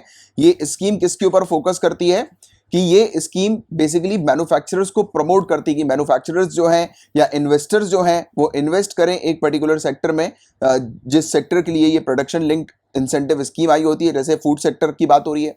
तो यहाँ पर सरकार क्या बोल रही है लोगों से, इन्वेस्टर से, कि आप आओ इन्वेस्ट करो फूड प्रोसेसिंग प्लांट्स में या फूड मैन्युफैक्चरिंग प्लांट्स में, राइट, और प्रोडक्ट्स वगैरह बनाओ।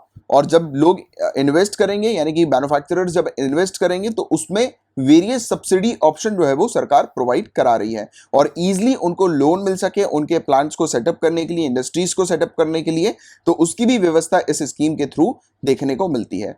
तो प्रोडक्शन लिंक्ड इंसेंटिव स्कीम ना ही सिर्फ फूड प्रोसेसिंग इंडस्ट्री के लिए बल्कि ऑटोमोबाइल और तमाम इंडस्ट्री के लिए भी ऑलरेडी किया जा चुका है। तो इसके बारे में अभी थोड़ी देर बाद और मैं आपको बताऊंगा, राइट। तो अभी इसकी बात करें तो इसमें 10,900 करोड़ 10,900 करोड़ रुपीस जो है इसके आउटले के साथ ये प्रोडक्शन लिंक्ड इंसेंटिव स्कीम जो है वो फूड प्रोसेसिंग इंडस्ट्री के लिए सरकार ने अप्रूव कर दी है। इस स्कीम के ऑब्जेक्टिव्स क्या होंगे? तो यहाँ पर सपोर्ट किया जाएगा कि हम लोग जो है वो पूरे दुनिया भर में फूड मैन्युफैक्चरिंग चैंपियन के तौर पर उभर कर आए। हमें स्ट्रेंथन करना है हमारे सेलेक्टेड इंडियन ब्रांड्स को फूड प्रोडक्ट्स के, राइट, जिसको ग्लोबल विजिबिलिटी मिले, इंटरनेशनल मार्केट में उसको वाइड तौर से एक्सेप्ट किया जा सके, यानी कि बहुत ज़्यादा इंटरनेशनली उसे एक्सेप्ट किया जा सके। क्योंकि हमने फोकस किसके ऊपर किया हुआ है कि हम लोग जो है वो फूड प्रोसेसिंग बिजनेस में इन्वॉल्व होंगे और उसे हमें एक्सपोर्ट करना है। जब हम ज़्यादा से ज़्यादा अपने प्रोडक्ट्स को एक्सपोर्ट करेंगे तो अच्छी इनकम जो है वो हम लोग फॉरेन मार्केट से, इंटरनेशनल मार्केट से जो है वो अचीव कर सकते हैं, राइट। इसके अलावा एम्प्लॉयमेंट अपॉर्चुनिटी को भी बढ़ाना है, ऑफ फार्म जॉब्स की, यानी कि फार्मिंग के बाहर भी एम्प्लॉयमेंट अपॉर्चुनिटीज को बहुत ज़्यादा बढ़ाना है, राइट। तो ऑब्वियसली बात है प्लांट्स वगैरह सेटअप होंगे तो इंडस्ट्रीज के सेटअप होंगी तो एम्प्लॉयमेंट जनरेट तो होंगी। और इंश्योर करना है रेम्यूनरेटिव प्राइस फार्म प्रोड्यूस की, यानी कि जो फार्म प्रोड्यूस जो होता है, यानी कि रॉ मटेरियल जो प्रोड्यूस होते हैं खेत वगैरह से, राइट, तो जो खेती होती है, प्रोड्यूस जो निकलते हैं, तो उसका अच्छा प्राइस जो है वो मिल सके किसान को, जिससे कि किसान की इनकम जो है वो बढ़ सके। तो आप मुझे नीचे कमेंट बॉक्स में लिखकर बताइए कि सरकार का क्या टारगेट है, किसान की इनकम को बढ़ाने का कितने साल का टारगेट सरकार ने रखा हुआ है, क्या स्पेसिफिक ईयर का टारगेट है कि किस ईयर तक किसानों की इनकम को डबल करना है, या जो भी सरकार का टारगेट है तो वो बताइए नीचे कमेंट बॉक्स पर लिखकर। अच्छा, इसके अलावा और ये स्कीम किन किन चीज़ों को कवर कर रही है, तो रेडी टू कुक, यानी कि ऐसे मील्स जो बिल्कुल रेडी रहे, उसको आप जैसे कि 2 मिनट का मैगी नूडल्स होता है, तो रेडी टू कुक है, बिल्कुल आपने मैगी लेकर आए, उसको आपने फाड़ा, गर्म पानी में बॉईल किया, उसमें मसाला डाला और वो बिल्कुल रेडी टू कुक है, कुछ करने की जरूरत नहीं। तो ऐसे फूड प्रोड्यूस की यहाँ पर बात हो रही है, राइट, यानी कि फूड प्रोसेसिंग इसकी बात हो रही है, राइट। और रेडी टू ईट फूड्स कि बिल्कुल रेडी है, मतलब खाने के लिए, ऐसे फूड, प्रोसेस्ड फूड जैसे कि चिप्स हुआ, राइट, रेडी टू ईट होता है, आप फाड़ते हो पैकेट को और आप खा लेते हो, तो रेडी टू ईट है। तो ऐसे, या फिर प्रोसेस्ड फूड्स की फ्रूट्स की बात हो रही है, राइट। कई बार ऐसे फ्रूट्स वगैरह जो होते हैं जो प्रोसेस्ड फॉर्म में होते हैं, आप डायरेक्टली उसको खा लो, जैसे जैम, क्या है, जैम भी एक प्रकार का प्रोसेस्ड फ्रूट के तौर पर हमें देखने को मिलता है। इवन प्रोसेस्ड वेजिटेबल्स की भी बात हो रही है, जैसे कि कई बार मटर हम लोग को देखने को मिलते हैं, राइट, मटर की सब्जी होती है ना, फ्रोजन मटर वगैरह जो होते हैं, तो उसकी यहाँ पर बात है, इस टाइप के प्रोडक्ट। कई बार मरीन प्रोडक्ट्स भी ऐसे ही होते हैं, मोज़रेला चीज, organic product, free range eggs, poultry meet, egg products, तो ये सब स्कीम के अंदर ये फलाना प्रोसेस्ड प्रोडक्ट जो है वो उनको इन्वॉल्व किया हुआ है। इसके अलावा अब एप्लीकेंट को किस प्रकार से स्कीम के लिए सेलेक्ट किया जाएगा, तो अगर एप्लीकेंट इन्वेस्टमेंट कर रहे हैं प्लांट के अंदर और मशीनरी के अंदर पहले 2 सालों में, तो उनको फिर बेनिफिट मिलना शुरू हो जाएगा इस स्कीम का।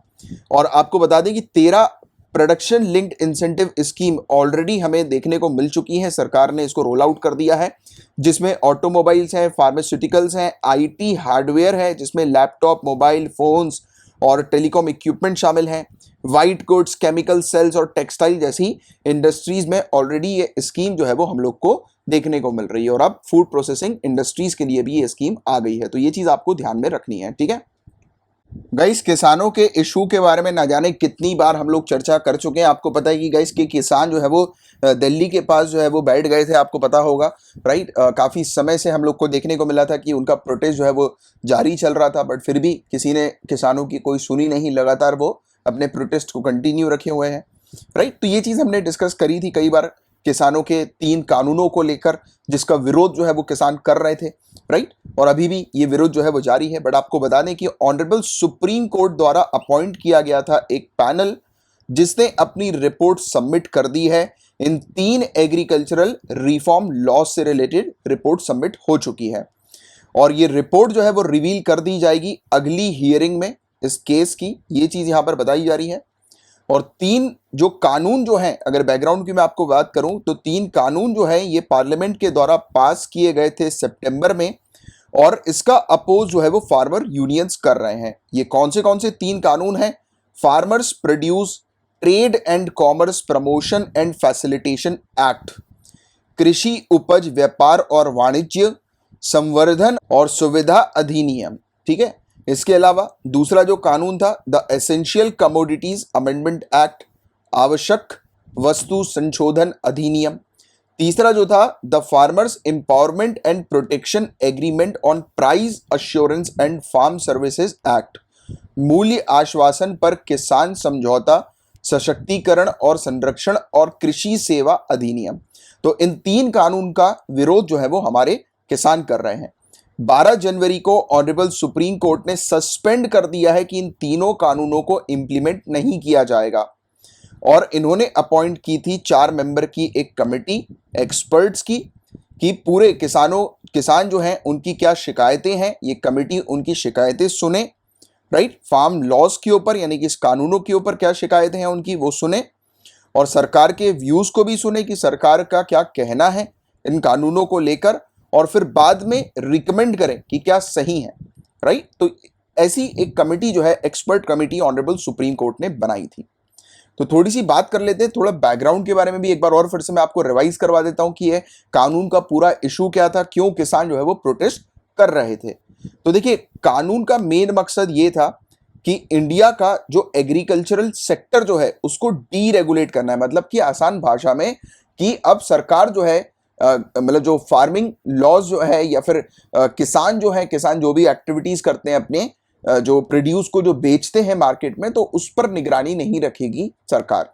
मतलब कि एक तरह से सरकार ने ये कहा था कि किसान जो है वो अब फ्री हैं, वो जिसको चाहें जैसे चाहें अपना प्रोड्यूस जो है, अपने क्रॉप जो है वो अपनी मर्जी के अकॉर्डिंग बेच सकते हैं।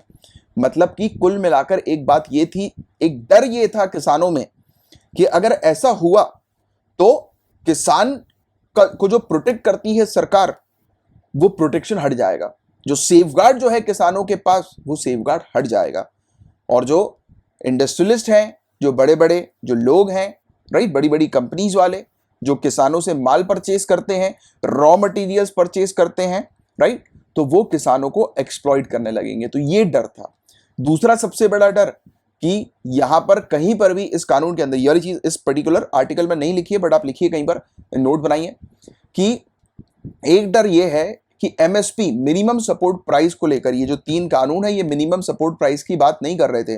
किसानों के पास यही डर था एक, कि अभी तक जो मिनिमम प्राइस जो मिलती है किसानों को, मतलब कि जिससे कि सरकार अश्योर करती है कि एक कीमत है, यानी ये कीमत बता देती है कि उस कीमत से कम में किसानों से कोई भी जो है वो उनका प्रोड्यूस जो है वो नहीं खरीदेगा। खरीदना है तो उससे ज्यादा ही खरीदना है, राइट। तो ये जो सेफ गार्ड था मिनिमम सपोर्ट प्राइस का, वो यहां पर इन बिल में क्लियरली मेंशन नहीं था, राइट। तो इस चीज का भी डर किसानों में था कि उनको मिनिमम प्राइस मिलेगी कि नहीं मिलेगी अब, राइट। तो वो भी एक डर था कि कहीं ऐसा ना हो कि वो प्राइवेट इंडिविजुअल्स के साथ डील करके अपना नुकसान करा लें। प्राइवेट जो कंपनीज हैं, प्राइवेट जो इंडिविजुअल्स हैं, वो इन किसानों को एक्सप्लॉइट कर दें, राइट, अपने कैलकुलेशन में या अपने जाल छाद में फंसाकर। समझ रहे बात हो? तो ये वाली बात। और गवर्नमेंट का कहना ये था कि ये कानून जो है वो किसानों को आज़ादी दे देंगे, कि किसान जो है वो मिडिलमैन से छूट जाएंगे। मिडिलमैन मतलब कि अभी तक मंडीज हुआ करती थी, अभी भी है, मतलब मंडीज जहां पर किसान अपने प्रोड्यूस को लाकर बेचते थे और उन मंडीज को सरकार रेगुलेट करती थी। अभी भी करती है, मतलब एट प्रेजेंट भी है ये मंडी वाला सिनेरियो। बट इन कानून जैसे इंप्लीमेंट होगा तो ये मंडी वगैरह जो है वो हट जाएंगी। किसान बिल्कुल फ्री है कि वो डायरेक्टली किसी से भी जो है वो कर सकते हैं डील, राइट। तो ये वाली चीज, तो ये सरकार का कहना था कि किसानों को आज़ादी मिल जाएगी मिडिलमैन वगैरह से। बट काफी सारे किसानों को डर यही है कि जितना उनका फायदा नहीं होगा, उससे ज्यादा उनका नुकसान हो जाएगा इन नए रेगुलेशन से। जिनके मेन बेनिफिशियरी जो है, यानी कि जिनको मेनली फायदा होगा, वो एग्रीकल्चरल कॉर्पोरेशंस को होगा, राइट। मतलब कि जो लोग एग्रीकल्चरल प्रोड्यूस से जो है वो अपना धंधा करते हैं। आपको पता होगा गाइस कि काफी सारी इंडस्ट्रीज हैं, जैसे फूड प्रोसेसिंग इंडस्ट्री की ही बात कर लो, तो फूड प्रोसेसिंग इंडस्ट्री में क्या चाहिए होता है? रॉ मटेरियल चाहिए होते हैं, फूड प्रोड्यूस चाहिए होता है। जैसे कि एक चिप्स बनाने की कंपनी हो गई, अब चिप्स बनाने की कंपनी को आलू के चिप्स चाहिए, राइट। मतलब कि आलू के चिप्स बनाने हैं तो आलू चाहिए, आलू वो किसानों से लेंगे, राइट, फिर उसके चिप्स बनाएंगे। तो ये जो आलू जो किसानों से लिया जा रहा है, तो इसमें कंपनी डायरेक्टली किसानों से जब डील करेगी, और आप जानते हैं गाइस कि हमारी कंट्री में बड़े किसान नहीं है, किसान जो है वो स्मॉल लैंड्स उनके पास है, एक कम जमीन है, 2 एकड़ से कम की जमीन है हमारे किसानों के पास। काफी सारे मात्रा में ऐसे किसान हैं।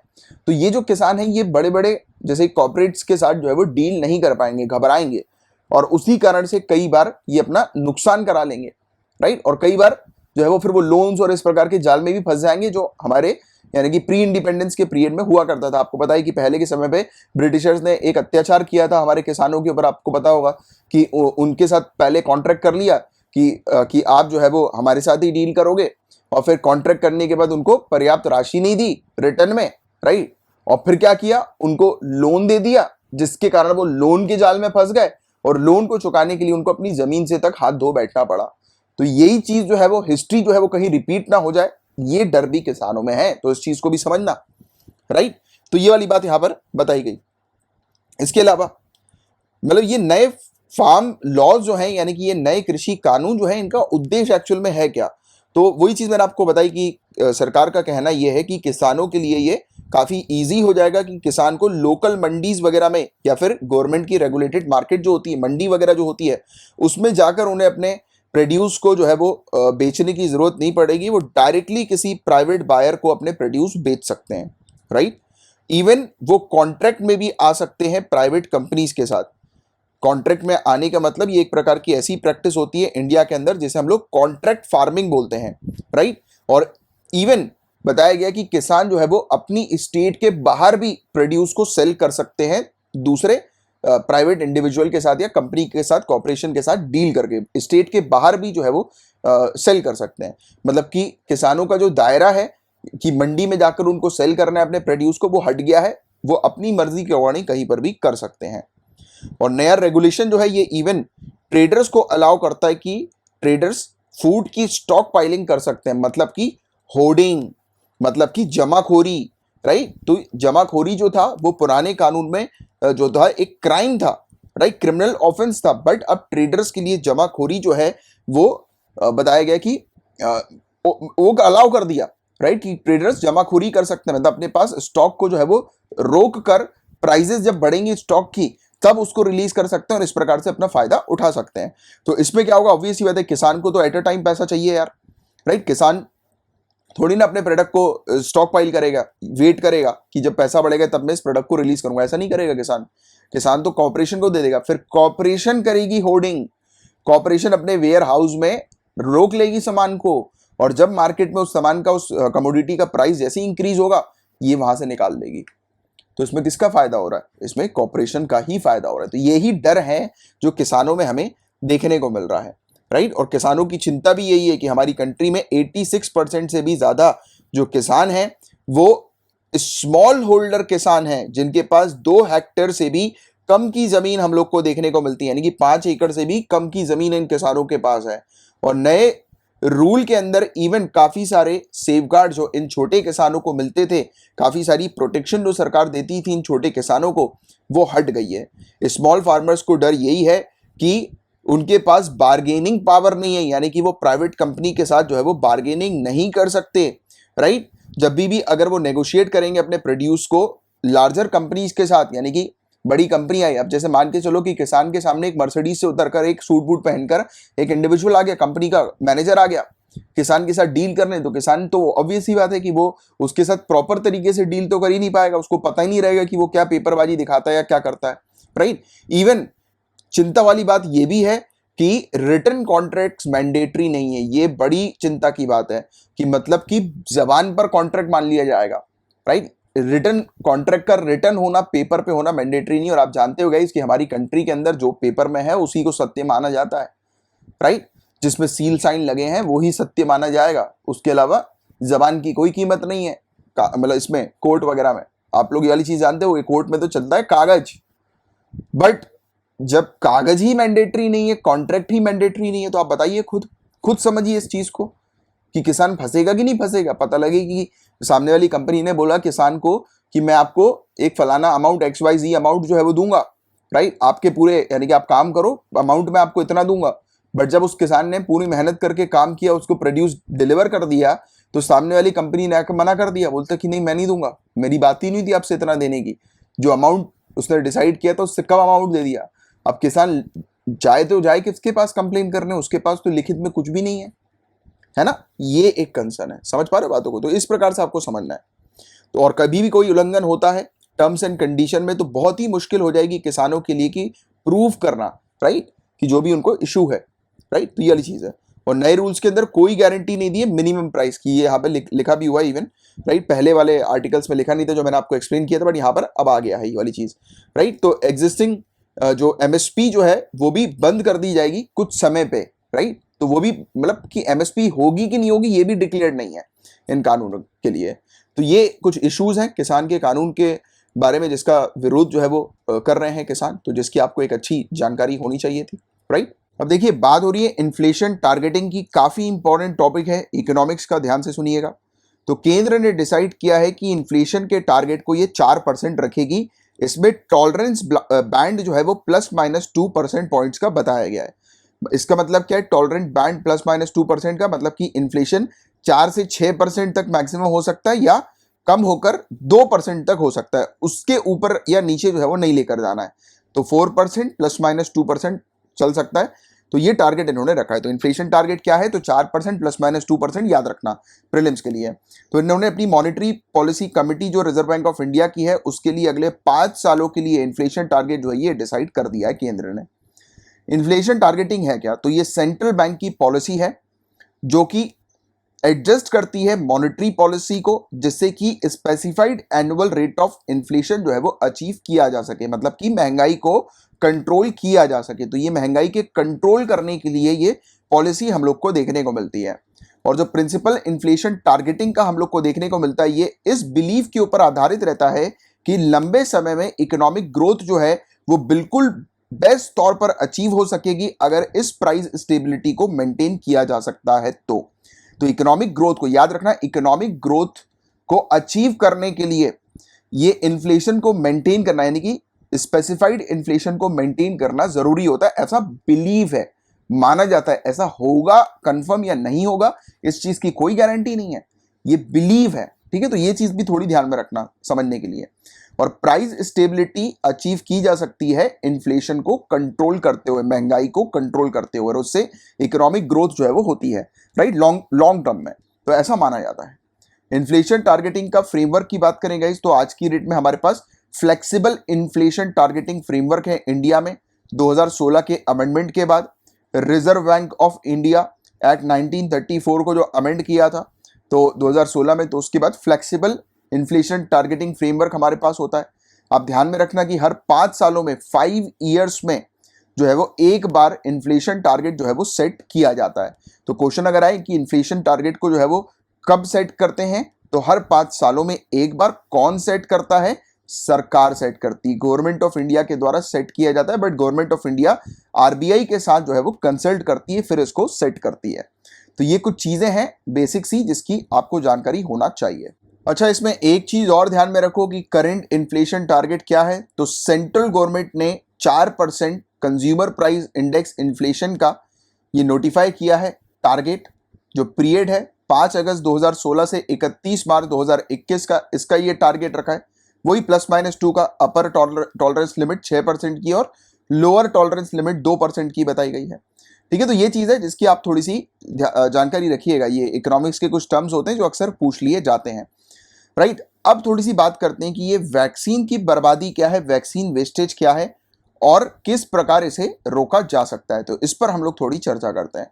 तो हेल्थ मिनिस्ट्री ने कहा है सभी स्टेट्स और यूनियन टेरिटरीज को कि there was no value in conserving vaccine for second dose. दूसरी खुराक के लिए टीकों को बचाकर रखने का कोई महत्व नहीं है, तथा सभी सरकारी और निजी अस्पतालों में जहां भी मांग होगी शीघ्र आपूर्ति यानी कि सप्लाई जो है वो सुनिश्चित करने का निर्देश जारी कर दिया है।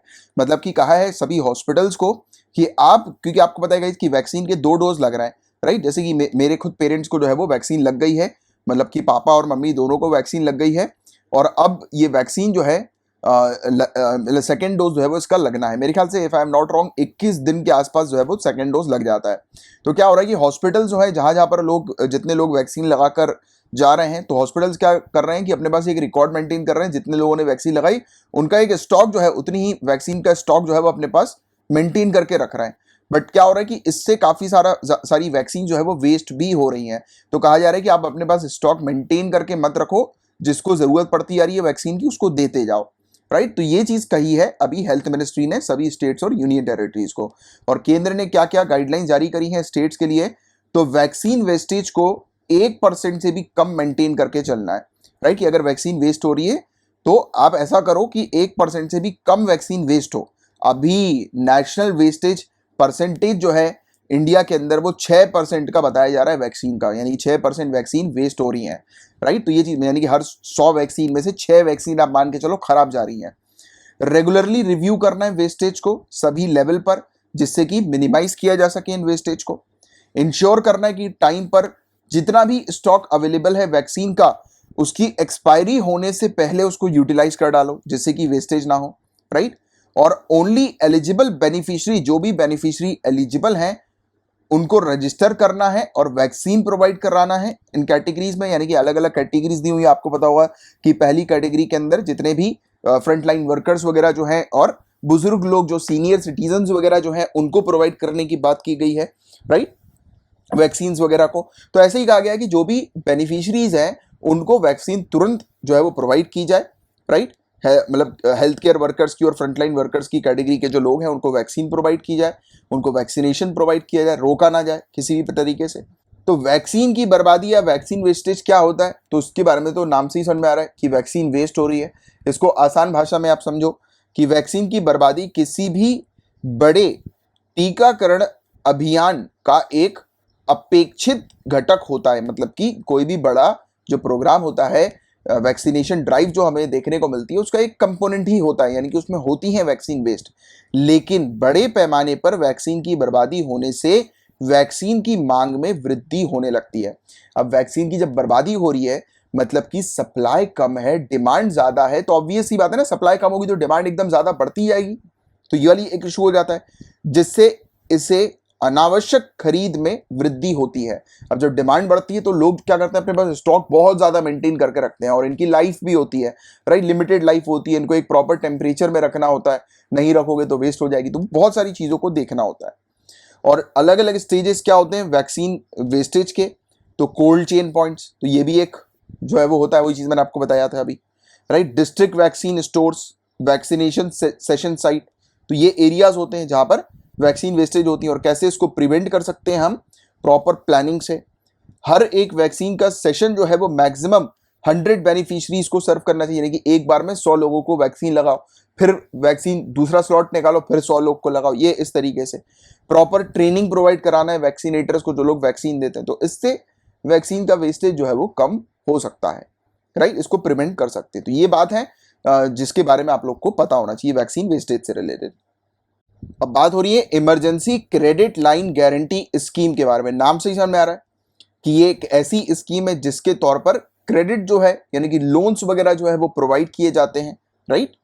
तो इसके बारे में हालांकि पहले भी हमने पढ़ा हुआ है, बट अभी इसका 3.0 जो है वो शुरू हो गया है, यानी कि तीसरा लेवल जो है वो उसका शुरू हो गया है, राइट, इस स्कीम का। तो हाल ही में सरकार के द्वारा 3 लाख करोड़ रुपए की आपातकालीन क्रेडिट लाइन गारंटी योजना, emergency credit line guarantee scheme को आगामी 3 महीनों की अवधि अर्थात 30 जून तक के लिए बढ़ा दिया गया है। तो 30 जून तक emergency credit line guarantee scheme को एक्सटेंड कर दिया गया है। तो पहले मैं आपको इस स्कीम के बारे में समझाता हूं कि ये स्कीम जो है वो है क्या। तो ये जो स्कीम है गाइस, इसको मई 2020 में आत्मनिर्भर भारत अभियान पैकेज के एक भाग के रूप में शुरू किया गया था। इसका उद्देश्य कोरोना वायरस के कारण लगाए गए लॉकडाउन से उत्पन्न संकट को कम करने के लिए विशेष रूप से micro small and medium enterprises, सूक्ष्म लघु और मध्यम उद्यमों को क्रेडिट प्रदान करना था। तो जो भी एमएसएमई जो है उनको क्रेडिट जो है वो मिल सके, लोन जो है वो उनको आसानी से मिल सके, राइट। तो इसके लिए ये स्कीम लाई गई थी, राइट। और वो एमएसएमई को इसलिए टारगेट किया जा रहा था क्योंकि आप जानते हैं कि हमारी कंट्री के अंदर एमएसएमई के पास ही एक पोटेंशियल है ज्यादा वर्कफोर्स को एम्प्लॉयमेंट प्रोवाइड कराने का। तो अगर एमएसएमई अगर जो रुक जाती है, बंद हो जाती हैं बिना क्रेडिट के कारण, क्योंकि बिजनेस जो चलता है वो लोन के तौर पर चलता है, कि कोई भी कंपनी वगैरह जो होती है वो बढ़ती कब है, जब उसके पास कैपिटल आता है, और कैपिटल के लिए वो बैंक्स और लेंडिंग इंस्टीट्यूशन की तरफ जो है वो जाते हैं लोन्स वगैरह के लिए। तो बात यही थी कि एमएसएमई को अगर हम लोग लोन नहीं प्रोवाइड कराएंगे, उनको लोन्स की फैसिलिटी अगर नहीं प्रोवाइड कराएंगे, तो क्या होगा, एमएसएमई ठप हो जाएगी। और अगर वो ठप हुई तो एमएसएमई में जो ऑलरेडी लोग को जॉब जो मिली हुई थी उनको भी जॉब से हाथ धो बैठना पड़ता, और अनएम्प्लॉयमेंट का जो स्ट्रेस है, प्रॉब्लम जो है वो और भी गंभीर तौर से बढ़ जाता। तो इसके पीछे की चीज आप समझो कि क्यों एमएसएमई को टारगेट किया गया इस स्कीम के लिए, तो ये वो वजह है, राइट। क्योंकि तैयारी कर रहे हो तो हर एक चीज जो है वो पूरा 360 एंगल में कवर करते हुए चलना है। इसके अलावा इसके अंतर्गत राष्ट्रीय ऋण गारंटी ट्रस्टी कंपनी लिमिटेड, ये जो कंपनी हम लोग को देखने को मिलती है, national credit guarantee trustee company, इसके द्वारा 100% गारंटी कवरेज प्रदान की जाती है। जबकि बैंक और गैर बैंकिंग वित्तीय कंपनी, बैंकिंग और नॉन बैंक फाइनेंशियल कंपनी जो है, एनबीएफसी जो है, इनके द्वारा ऋण उपलब्ध कराया जाता है। और ये ऋण का एक गारंटी युक्त आपातकालीन क्रेडिट लाइन, यानी कि गारंटी इमरजेंसी क्रेडिट लाइन सुविधा के रूप में प्रदान किया जाएगा। और योजना के तहत भागीदार ऋण प्रदाता संस्थान, मेंबर लेंडिंग इंस्टीट्यूशंस से NCGTC मतलब कि national credit guarantee trust company, इनके द्वारा कोई गारंटी शुल्क नहीं लिया जाएगा। और योजना के अंतर्गत बैंकों और फाइनेंशियल इंस्टीट्यूशन के लिए 9.25% ब्याज दर और गैर बैंकिंग वित्तीय कंपनी NBFC के लिए 14% ब्याज दर की सीमा निर्धारित की गई। यानी कि बैंक जो है वो 9.25% से ज्यादा लोन डिलीवर नहीं करेंगे और NBFC जो है वो 14% से ज्यादा जो है वो मतलब इंटरेस्ट, लोन के ऊपर इंटरेस्ट जो है वो नहीं चार्ज करेगी। तो ये वाली चीज थी। इसमें एलिजिबल कौन है? तो 29 फरवरी 2020 तक 50 करोड़ रुपए के बकाया ऋण वाले तथा 250 करोड़ रुपए तक का वार्षिक कारोबार करने वाले ऋणकर्ता इस योजना का लाभ उठाने हेतु पात्र होंगे। तो ऐसा बताया गया था। मतलब कि जिन भी पर्टिकुलर बोरोवर्स के पास ऑलरेडी जो आउटस्टैंडिंग जो लोन है, यानी कि अभी तक उन्होंने लोन को चुकाया नहीं है 50 करोड़ रुपए तक का 29 फरवरी 2020 तक, और जिनका टर्नओवर 250 करोड़ रुपए तक का है एनुअल टर्नओवर, तो वो एलिजिबल होते हैं इस स्कीम के लिए, राइट। मतलब कि अगर उन्होंने अपना लोन नहीं भी चुकाया तो भी उनको एक्स्ट्रा लोन जो है वो मिल जाएगा। और 1 अगस्त 2020 को सरकार द्वारा 3 लाख करोड़ रुपए की आपातकालीन क्रेडिट लाइन गारंटी योजना का दायरा विस्तृत कर दिया गया था, इन्होंने एक्सपेंड कर दिया था। इसके तहत बकाया ऋण की सीमा को 2 गुना कर दिया गया था और व्यवसायिक उद्देश्यों यानी कि कमर्शियल ऑब्जेक्टिव, इनके लिए डॉक्टर, वकीलों और चार्टर्ड अकाउंटेंट जैसे जो प्रोफेशनल्स हैं उनको एक निश्चित ऋण प्रदान करना शामिल कर दिया गया था। और योजना के अलावा इस योजना के माध्यम से इन क्षेत्रों को कम लागत पर ऋण प्रदान किया जाएगा, जिससे MSME अपने परिचालन दायित्व को पूरा करने और अपने व्यवसाय यानी कि अपने बिजनेस वगैरह को फिर से शुरू करने में सक्षम होंगे। वही चीज मैं आपको ऑलरेडी पहले एक्सप्लेन कर ही चुका हूं कि इसका ऑब्जेक्टिव क्या है। और MSME को सपोर्ट प्रोवाइड कराने से हमें देखने को मिलेगा कि जो सिचुएशन जो पहले थी, कोरोना वायरस के पहले थी, वैसी सिचुएशन जो है वो हम लोग स्टेबल कर सकते हैं, राइट। और स्कीम जो है इसने ये भी एक्सपेक्ट किया था कि इकोनॉमी के ऊपर पॉजिटिव इंपैक्ट पड़ेगा और इकोनॉमी दोबारा रिवाइव हो जाएगी, यानी कि कोरोना वायरस के पहले की स्थिति पर आ जाएंगी। तो ये चीज थी इसकी। और आसान भाषा में अगर इस पूरे टॉपिक को समझना है तो सिंपल सी बात ये है कि ये टॉपिक जो है सिंपल सा इमरजेंसी क्रेडिट लाइन स्कीम का जो ये टॉपिक हम लोग को देखने को मिलता है, emergency credit line guarantee scheme का, इसमें जो लोग हैं यानी कि जो बिजनेस पर्सन जो हैं तो उनको कम रेट ऑफ इंटरेस्ट पर लोन, गारंटीड लोन जो है वो प्रोवाइड कराने को लेकर ये स्कीम है, राइट। और बट हमने इस स्कीम के बारे में पूरी चीज डिटेल में समझ ली कि क्यों ये स्कीम लाई गई थी।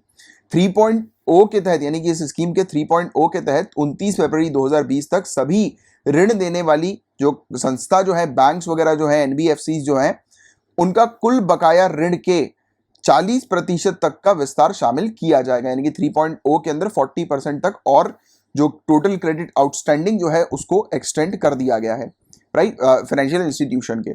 और 3.0 के तहत दिए गए ऋणों का कार्यकाल 6 वर्ष का होगा, यानी कि 6 इयर्स के टेन्योर के लिए लोन जो है प्रोवाइड किया गया है, जिसमें 2 इयर्स का मोरेटोरियम पीरियड है। मोरेटोरियम पीरियड का मतलब कि 2 इयर्स तक सामने वाली यानी कि जिसने लोन लिया है, जिस कंपनी ने, MSME ने, अगर वो मना कर दे कि वो लोन का इंटरेस्ट नहीं पे कर पाएंगे तो भी चलेगा, राइट। कि 2 इयर्स तक जरूरी नहीं है कि उनको लोन का इंटरेस्ट जो है वो पे करना है, बट हाँ 2 इयर्स के बाद फिर लगना शुरू हो जाएगा, यानी कि लगेगा तो सही, मतलब वसूलना शुरू कर देगी बैंक।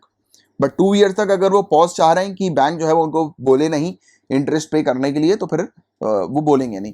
बट हाँ एक चीज और रहती है इसमें जो है वो प्रॉपरली बताई नहीं गई होती है, मोरेटोरियम पीरियड में भी चार्जेस लगते हैं, इंटरेस्ट के ऊपर इंटरेस्ट वाले चार्जेस लगते हैं, राइट। तो ये चीज भी ध्यान में रखना आप, क्योंकि देखो जैसे कि ये 100 रुपए का आपने लोन लिया बैंक से, अब हम लोग को उस 100 रुपए के लोन पर हर साल 10% चुकाना है, मतलब कि हर साल 100 रुपए पर 10 रुपए लग रहा है। तो होता क्या है पता है, जैसे कि आपने मोरेटोरियम या मैंने जो है वो 100 रुपए बैंक से लिए और मैंने उस पर मोरेटोरियम ले लिया 1 साल का, तो अब क्या हो रहा है कि हर साल उस पर मेरे को कितने रुपए देने पड़ रहे हैं, 10 रुपए एक्स्ट्रा। तो अब 2 साल का मैंने मोरेटोरियम ले लिया तो 1 साल बीता, मतलब कि 100 वो जो लोन जो है वो 110 रुपए का हो गया। मान के चलता हूं कि एनुअल बेसिस पर लग रहा है, बट अगर महीने के हिसाब से और दिन के हिसाब से भी कैलकुलेट करें तो भी वो बढ़ा हुआ नजर आता है। तो देखो 110 रुपए हो गया, अब लोन किस पे लगेगा पता है, 100 पे नहीं 110 पे लगेगा। तो इस प्रकार से भी थोड़ा दिक्कत चलती है, राइट, कि यानी कि आपका जो प्रिंसिपल अमाउंट जो होता है वो बढ़ जाता है, एक तरह से आप कह सकते हो कि उस पर इंटरेस्ट जो है वो उस पर अटैच हो जाता है और फिर वो टोटल अमाउंट पे फिर इंटरेस्ट लगता है, तो ये वाली कहानी हो जाती है। तो मॉरेटोरियम पीरियड भी में भी लोन जो होते हैं ना वो थोड़े से महंगे हो जाते हैं, ये भी थोड़ा सा ध्यान में रखना। ये मैंने उस समय पढ़ाया था आपको जब मॉरेटोरियम पीरियड और कोरोना वायरस की ये सब फैसिलिटी, कोरोना वायरस के समय पर ये फैसिलिटी प्रोवाइड करा रही थी सरकार मॉरेटोरियम की। गाइस बताया जा रहा है कि तीसरी जॉइंट लॉजिस्टिक नोड मुंबई में शुरू हो गई है। आपको बता दें कि लॉजिस्टिक्स होता क्या है आसान भाषा में, जैसे कि एक जगह है, एक जगह पर आपने आपका सामान आया कहीं से, राइट, तो उस सामान को आप जो है वो किसी भी मोड ऑफ ट्रांसपोर्टेशन के थ्रू, चाहे वो वाटरवेज हो, चाहे वो रेलवेज हो, चाहे वो रोडवेज हो, चाहे वो एयरवेज हो, आप अपने सामान को कहीं पर भी पहुंचा सकते हो। इस जगह पर पूरे मोड ऑफ ट्रांसपोर्टेशन आपके लिए अवेलेबल होते हैं, राइट। तो हमारी जो आर्म्ड फोर्सेस हैं उनके जो सामान होते हैं, यानी कि हमारी आर्मी के जो सामान हैं, चाहे वो छोटे आर्म्स एम्यूनिशंस हो, चाहे वो उनके राशन का सामान हो, चाहे उनका फ्यूल हो, जनरल स्टोर्स हो, चाहे सिविल हायर ट्रांसपोर्ट हो, एविएशन क्लोथिंग हो, स्पेयर पार्ट्स हो, इवन इंजीनियरिंग सपोर्ट के लिए भी इस लॉजिस्टिक्स का इस्तेमाल किया जा सकता है। तो इस प्रकार के तीन हमें देखने को मिले हैं कि लॉजिस्टिक्स जो है वो हमारी आर्म फोर्सेस के लिए इस्टेब्लिश किए गए हैं। ये तीन जो है कहाँ कहाँ पर इस्टेब्लिश किए गए हैं, joint logistic nodes Mumbai, Guwahati और पोर्ट ब्लेयर में इस्टेब्लिश किए हैं। इसको लेकर एक हम लोग को सैंक्शन लेटर सरकार ने साइन किया था, राइट, इनके इस्टेब्लिशमेंट के लिए 12 अक्टूबर 2020 को। और गुवाहाटी और tri services Andaman and Nicobar command और पोर्ट ब्लेयर की ये इस साल जनवरी से ऑपरेशनलाइज भी हो चुकी हैं इन जॉइंट लॉजिस्टिक्स नोड्स के लिए। अब गाइस बात करेंगे सैन्य अभ्यास शांतिर ऑग्रो सेना 2021 के बारे में। शांतिर ऑग्रो सेना 2021, तो क्वेश्चन आ सकता है कि ये एक्सरसाइज जो है वो किस कंट्री की है, तो आपको ध्यान में रखना है कि ये एक एक्सरसाइज बांग्लादेश के अंदर हो रही है। ये एक मल्टीनेशनल मिलिट्री एक्सरसाइज है। इस एक्सरसाइज के अंदर बहुत सारी कंट्रीज जो होती है उनकी आर्म फोर्सेस शामिल रहती हैं, राइट, और इंडियन आर्मी इस बार इस एक्सरसाइज में पार्ट लेने वाली है। एक्सरसाइज बांग्लादेश में हो रही है। बांग्लादेश के जो फादर ऑफ नेशन है बंग बंधु शेख मुजीबुर रहमान, तो इनको श्रद्धांजलि देते हुए ये एक्सरसाइज बांग्लादेश में हो रही है। तो ये वाली चीज आप लोग को थोड़ी सी ध्यान में रखनी है। और इस एक्सरसाइज में United states, UK, Turkey, Saudi Arabia, Kuwait और सिंगापुर भी पार्टिसिपेट कर रहे हैं। तो ये चीज आपको ध्यान में रखनी है। स्मॉल सेविंग्स पर कोई भी इंटरेस्ट जो है वो नहीं कटेगा। तो आपको बता दें कि ये वाली बात यहां पर कही गई थी सरकार के द्वारा कि इस तिमाही के लिए छोटी बचतों पर, यानी कि स्मॉल सेविंग जो होती हैं उन पर ब्याज दरों में महत्वपूर्ण कटौती करने संबंधी अधिसूचना जारी होने के कुछ घंटों बाद ही, यानी कि इन्होंने जैसे ही नोटिफिकेशन जारी किया था कि स्मॉल सेविंग्स पर जो है वो मतलब जो छोटी बचतें जो होती हैं उस पर ब्याज दर जो है वो नहीं लगेगा, राइट। तो वैसे ही सरकार ने इस अपने स्टेटमेंट को, अपने नोटिफिकेशन को जो है वो वापस ले लिया और ब्याज दरों में की गई तीव्र कटौती को पलट दिया, राइट। यानी कि इन्होंने जो स्टेटमेंट दिया था उसको वापस ले लिया, राइट, कि स्मॉल सेविंग्स पर कोई भी जो है वो कटौती नहीं होगी, ये वाले स्टेटमेंट को या इस नोटिफिकेशन को। तो इंटरेस्ट रेट कैसे डिसाइड किया जाता है इसकी अगर हम लोग बात करें तो थ्योरेटिकली 2016 से इंटरेस्ट रेट जो रीसेट होते हैं ये सरकार की जो सिक्योरिटीज होती हैं उसके आधार पर होते हैं। वो डिपेंड करता है कि सरकार की जो सिक्योरिटीज है वो कब मैच्योर हो रही है, राइट। और फिर इसके अलावा काफी सारी ऐसी स्कीम जो होती है सीनियर सिटीजन्स के लिए, उनको भी ध्यान में रखा जाता है। बट इन प्रैक्टिस की अगर हम बात करें तो इंटरेस्ट रेट में जो चेंजेस होते हैं उसमें और भी काफी सारे फैक्टर्स जो होते हैं वो जुड़े रहते हैं। स्मॉल सेविंग स्कीम बास्केट के अंदर 12 इंस्ट्रूमेंट्स होते हैं, जैसे कि saving deposit, national saving certificate, public provident fund, किसान विकास पत्र और सुकन्या समृद्धि स्कीम। तो ये सब चीजें स्मॉल सेविंग स्कीम बास्केट के अंदर हमें देखने को मिलती है। तो इसमें बताया जा रहा है कि इनके इंटरेस्ट पर कटौती जो है वो नहीं होगी, ऐसा कहा था बट अब वापस ले लिया गया है। तो ये वाली चीज है जिसके बारे में आपको एक जनरल सी जानकारी होनी चाहिए। कोलेक्स या फिर कॉमन हाउस मॉस्किटोज, ये क्या होते हैं इनके बारे में थोड़ी सी बात करते हैं। तो ये बहुत ही सीरियस डिजीज जो है वो स्प्रेड कर देते हैं। इस प्रकार के मॉस्किटोज गंभीर बीमारियों को फैलाते हैं ऐसे मॉस्किटोज, क्यूलेक्स मॉस्किटोज। ये 1 से 1.5 किलोमीटर की दूरी तक उड़ान भर सकते हैं। और डर्टी और स्टैग्नेंट वाटर, जो रुका हुआ जो पानी होता है, ठहरा हुआ जो पानी होता है और जो गंदा पानी होता है, उसमें इनकी ब्रीडिंग होती है, प्रजनन होता है।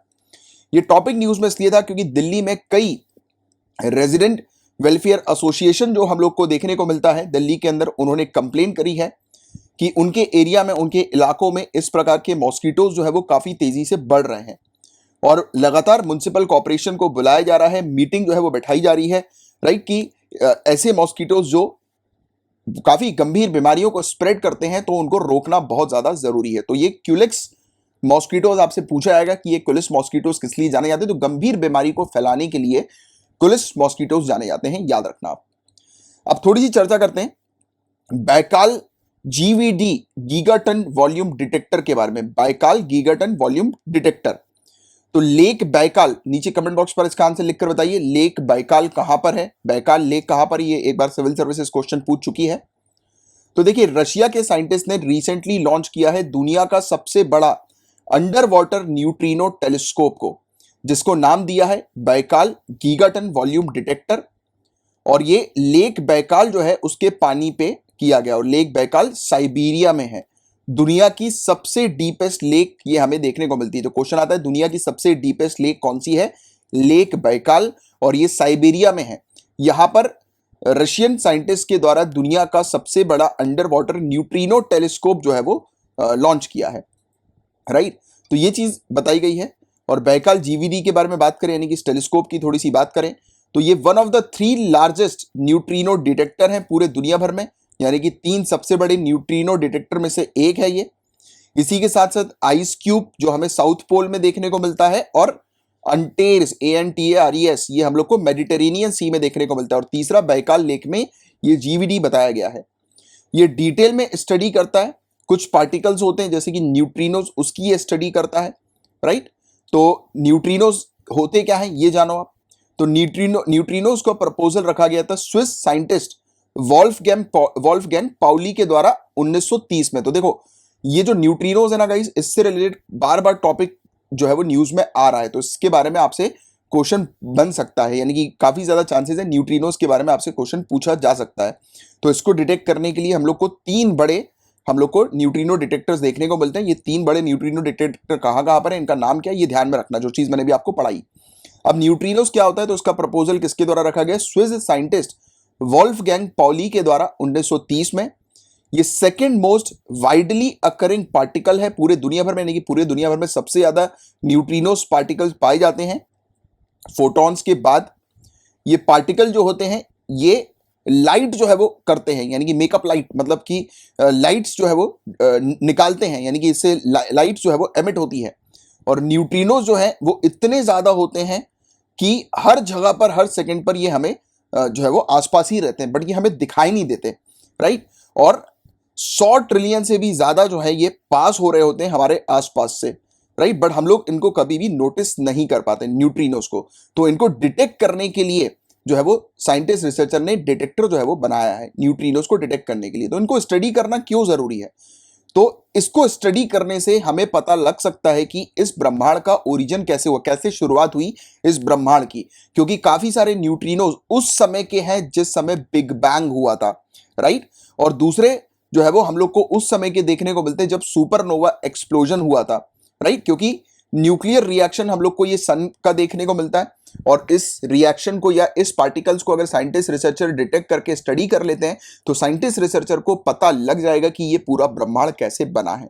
तो काफी इंपॉर्टेंट चीज है न्यूट्रिनोज के बारे में आपको जानना, क्योंकि कई बार ये टॉपिक न्यूट्रिनोज का न्यूज में आ चुका है। और ये आप लोगों का लास्ट टॉपिक था गाइस, और मैंने जितने भी टॉपिक्स पढ़ाए अगर आपको अच्छे से क्लियर हुए हैं तो लाइक का बटन जरूर हिट कीजिएगा। नए आए हैं आप, चैनल को सब्सक्राइब कीजिए, बेल आइकन पे हिट कीजिए और शेयर जरूर कीजिएगा लेक्चर को। और हाईली रिकमेंडेड यूपीएससी 2021 की टेस्ट सीरीज आपके लिए अवेलेबल है, इसको आप ज्वाइन करिए। 15 सब्जेक्ट वाइज टेस्ट हैं, 10 फुल लेंथ टेस्ट हैं, डिटेल सॉल्यूशन हर एक टेस्ट का आपको दिया जा रहा है। बाइलिंगुअल टेस्ट हैं, इंग्लिश हिंदी दोनों में है। डेली टारगेट्स आपको दिए जा रहे हैं, उन टारगेट्स को आपको अचीव करना है। अगर आप ऐसा करेंगे तो आपकी यूपीएससी प्रीलिम्स 2021 से पहले आपका पूरा सिलेबस भी कंप्लीट हो जाएगा और आप अपनी तैयारी को ट्रैक भी कर सकेंगे। तो हाईली रिकमेंडेड उन सभी स्टूडेंट्स के लिए जो यूपीएससी 2021 में अपीयर हो रहे हैं, डेफिनेटली इस टेस्ट सीरीज को आप ज्वाइन कीजिए। और इसके अलावा हमारे और भी कोर्सेज अवेलेबल हैं, सीसेट का कोर्स अवेलेबल है, हिस्ट्री का कोर्स अवेलेबल है, इसके अलावा सोशियोलॉजी अगर आपका ऑप्शनल है तो उसका भी कोर्स अवेलेबल है, इसको आप ज्वाइन कर सकते हैं। पीडीएफ पेड पैकेज आपके लिए अवेलेबल है, मात्र 100 रुपीज पर मंथ की फीस में आपको डेली लेक्चर्स की PDF, handout notes, weekly compilation PDF का मंथली मैगजीन और कॉम्प्लीमेंट्री स्टेट पीएससी की पीपीटी पीडीएफ फाइल जो है वो आपको दी जा रही है। इतना सब कुछ मात्र 100 रुपीज पर मंथ की फीस में। ऑफर भी है, ऑफर आप ले सकते हैं। और अगर आपको सिर्फ प्रैक्टिस क्वेश्चन चाहिए करंट अफेयर्स के तो वो प्रैक्टिस क्वेश्चन भी आप ले सकते हैं, राइट। और बाकी कोई भी अगर इंफॉर्मेशन चाहिए आपको पेड पैकेज से रिलेटेड तो 9713282838 ये मेरा नंबर है। इस नंबर को अपने मोबाइल में सेव कर लीजिएगा। इस नंबर पर कॉल नहीं करना है, एसएमएस के थ्रू, व्हाट्सएप के थ्रू या टेलीग्राम के थ्रू आप मैसेज कीजिएगा। मेरा रिप्लाई आपके पास विद इन 24 आवर्स आ जाएगा। तो चलिए अब हम लोग मिलेंगे नेक्स्ट लेक्चर में, तब तक के लिए bye bye, take care, have a great day ahead, Tata.